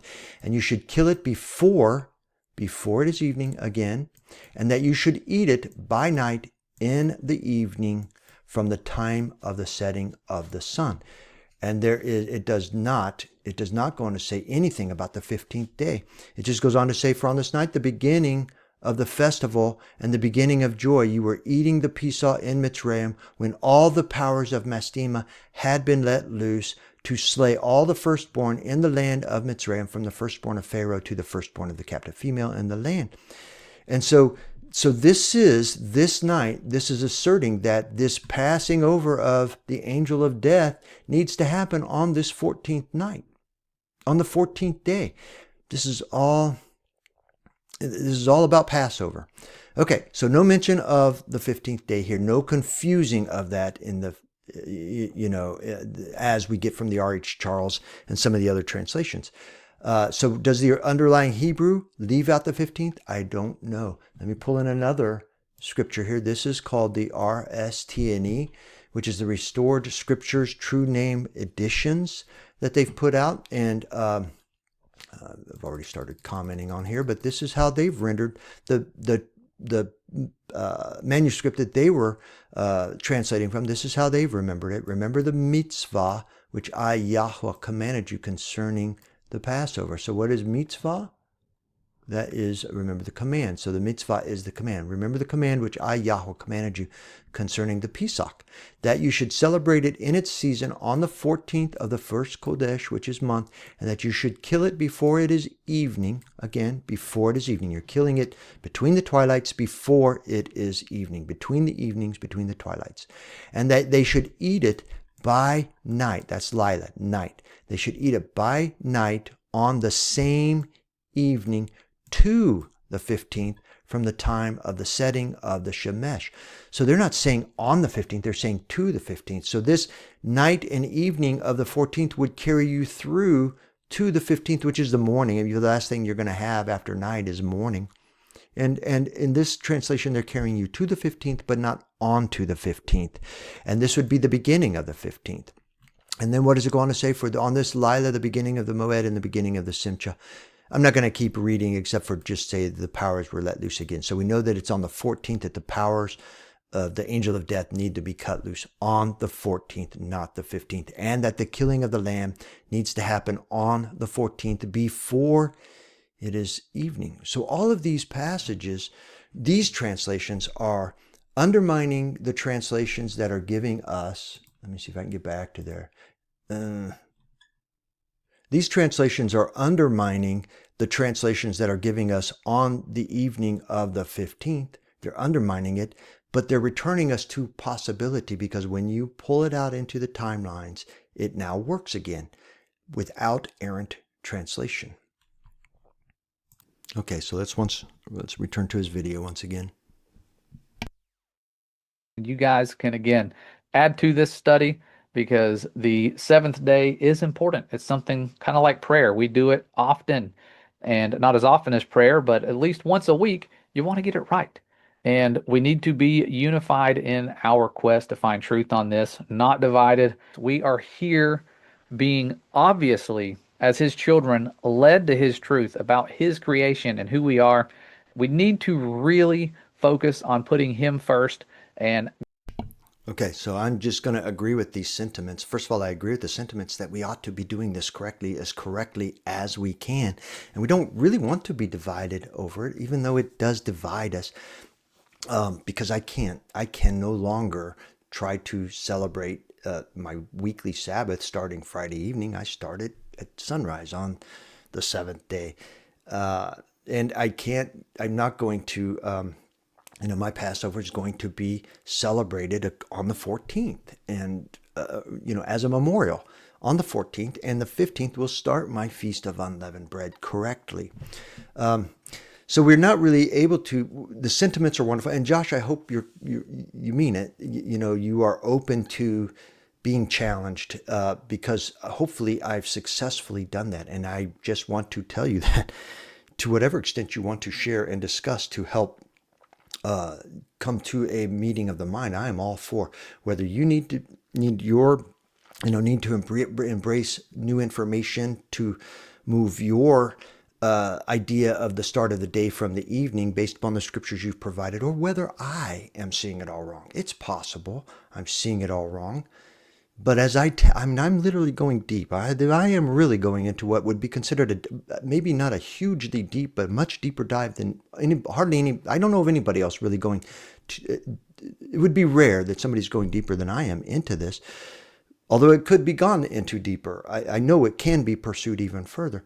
But maybe my line of thought, my line of reasoning is just, I've got something that's glitching me and I need to be corrected. And so I'm game for discussions for this. Game for discussions. But I agree with the center. I appreciate Josh's declaration of wishing to stay humble in this.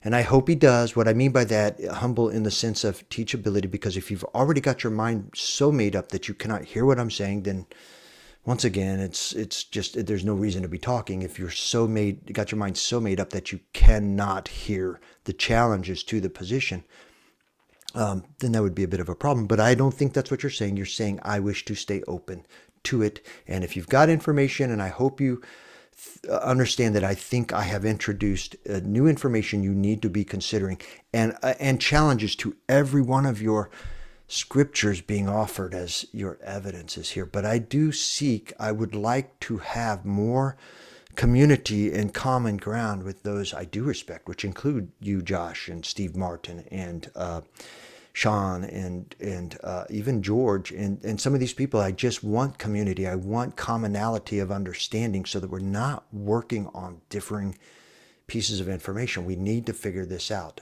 I personally think everybody's got such a closed mind. Everybody I've approached is so closed mind on the issue. They're not hearing the problems. I'm going to liken it to that. This video is long enough. Maybe I've done this already before, but I'm going to liken it to people who have been taught globe their whole life, but when they begin to be challenged with the impossibilities of the globe, they just can't hear it, and they won't hear it. They will not hear the challenge, so they will come up with things and gloss the problems so that they can support and just focus in on the things that they can support it. And the fact that the globe can't exist because it can't sustain itself is, that's more important than the perfectness of whatever model we're going to introduce, trying to explain away. Then, if it's not the globe, what is it? And you begin to introduce models. The models that you introduce and how well you can make them work are less important than the fact that the model offered to us and given to us as undeniable proof is not sustainable. It's not supportable. Well, I'm going to say we've got the same thing going on here. Whether I have correctly replaced what is the problem is less important than the fact that I've identified the problems.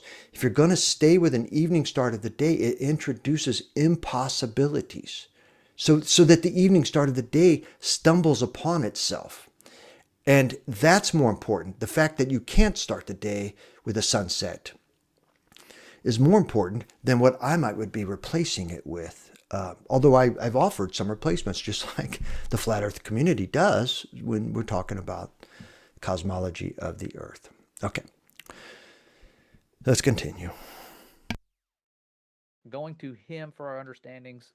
Please stop leaning on man for your understandings. I see so many people getting swept away with false teachings because they look at someone who's on YouTube or somewhere as having this knowledge that was just handed to them from the Most High. We need to be careful. Put your trust in him and his words. We're not here to prove each other right. We're here to prove his words are right.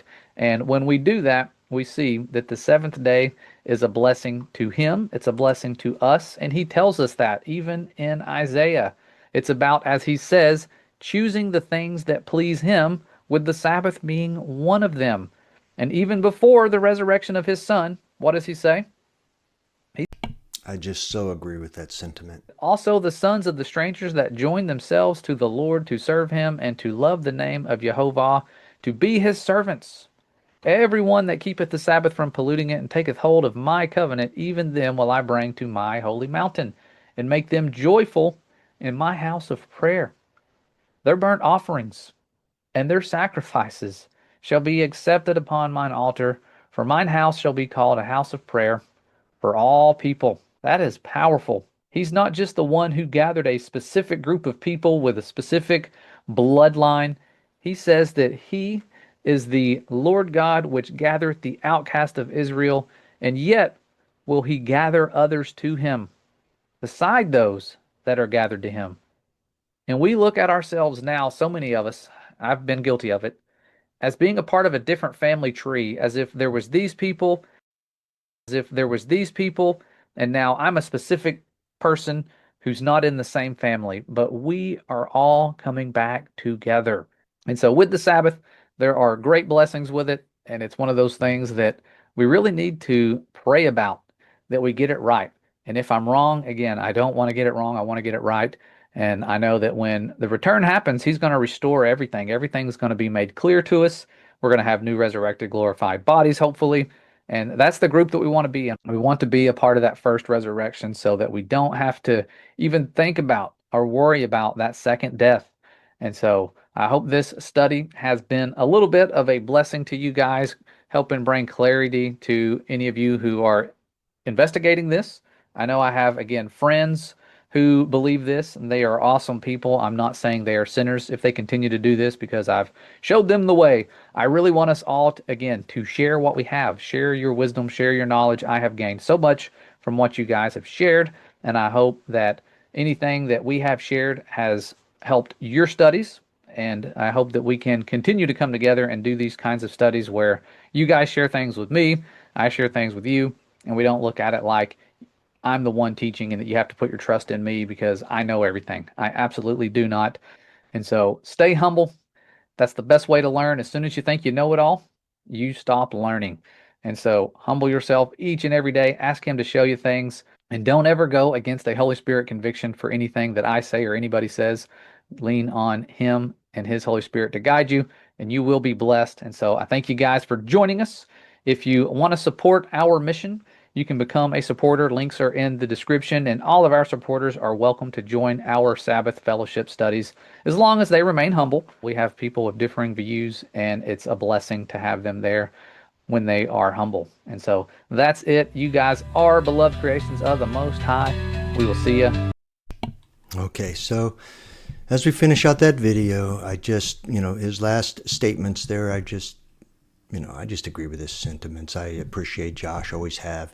And I hope he's serious. We need to stay humble. We need to stay teachable. We need to have this conversation. That's really what I'm also offering. I don't, I wish to be teachable. If I need to be corrected, then, hey, I need the conversation back. Now, I don't know how. He's talking about a sharing of things. I don't have the time available to enter in with some of these, and my times are aligned differently. So any exchange of information back and forth, I have found it difficult to get the ear of, some of these folks, but that's okay. I mean, they don't really know me. Hopefully this messaging will get through to Josh. I'm going to try to send him an email and just see what I can do so that he does hear this. And I want to give him a chance even before I publish this, just to, let him discuss with me. And if I need to take it down, if I need to be corrected, then I'm all for it. I just need to have that conversation with somebody. All right. Well, thank you. If you think this work is something to be shared, then I invite you to subscribe to the channel, because I have by now many, many videos on much of the topics, and some of them are older and need to be probably, because I've continued to mature and find information that would maybe make some of the information in the older videos obsolete.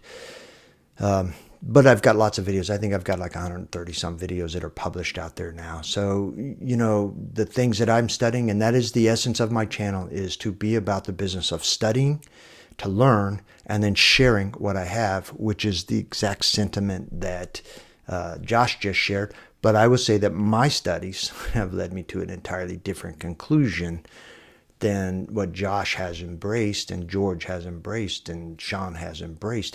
But I think my reasoning is sound, and I would need somebody. They either need to hear my reasoning and think it through and either embrace what I'm saying, or I would love any of them. I welcome any of them to correct me where I need to be corrected. I wish to be teachable, correctable. All right. So again, if you find value in what I've done here, please subscribe and like and share so that the messaging can get out. I'm not really trying to grow a channel so much as I'm just trying to make something available for people who want to study and want to share ideas. So thank you, and may you be Baruch.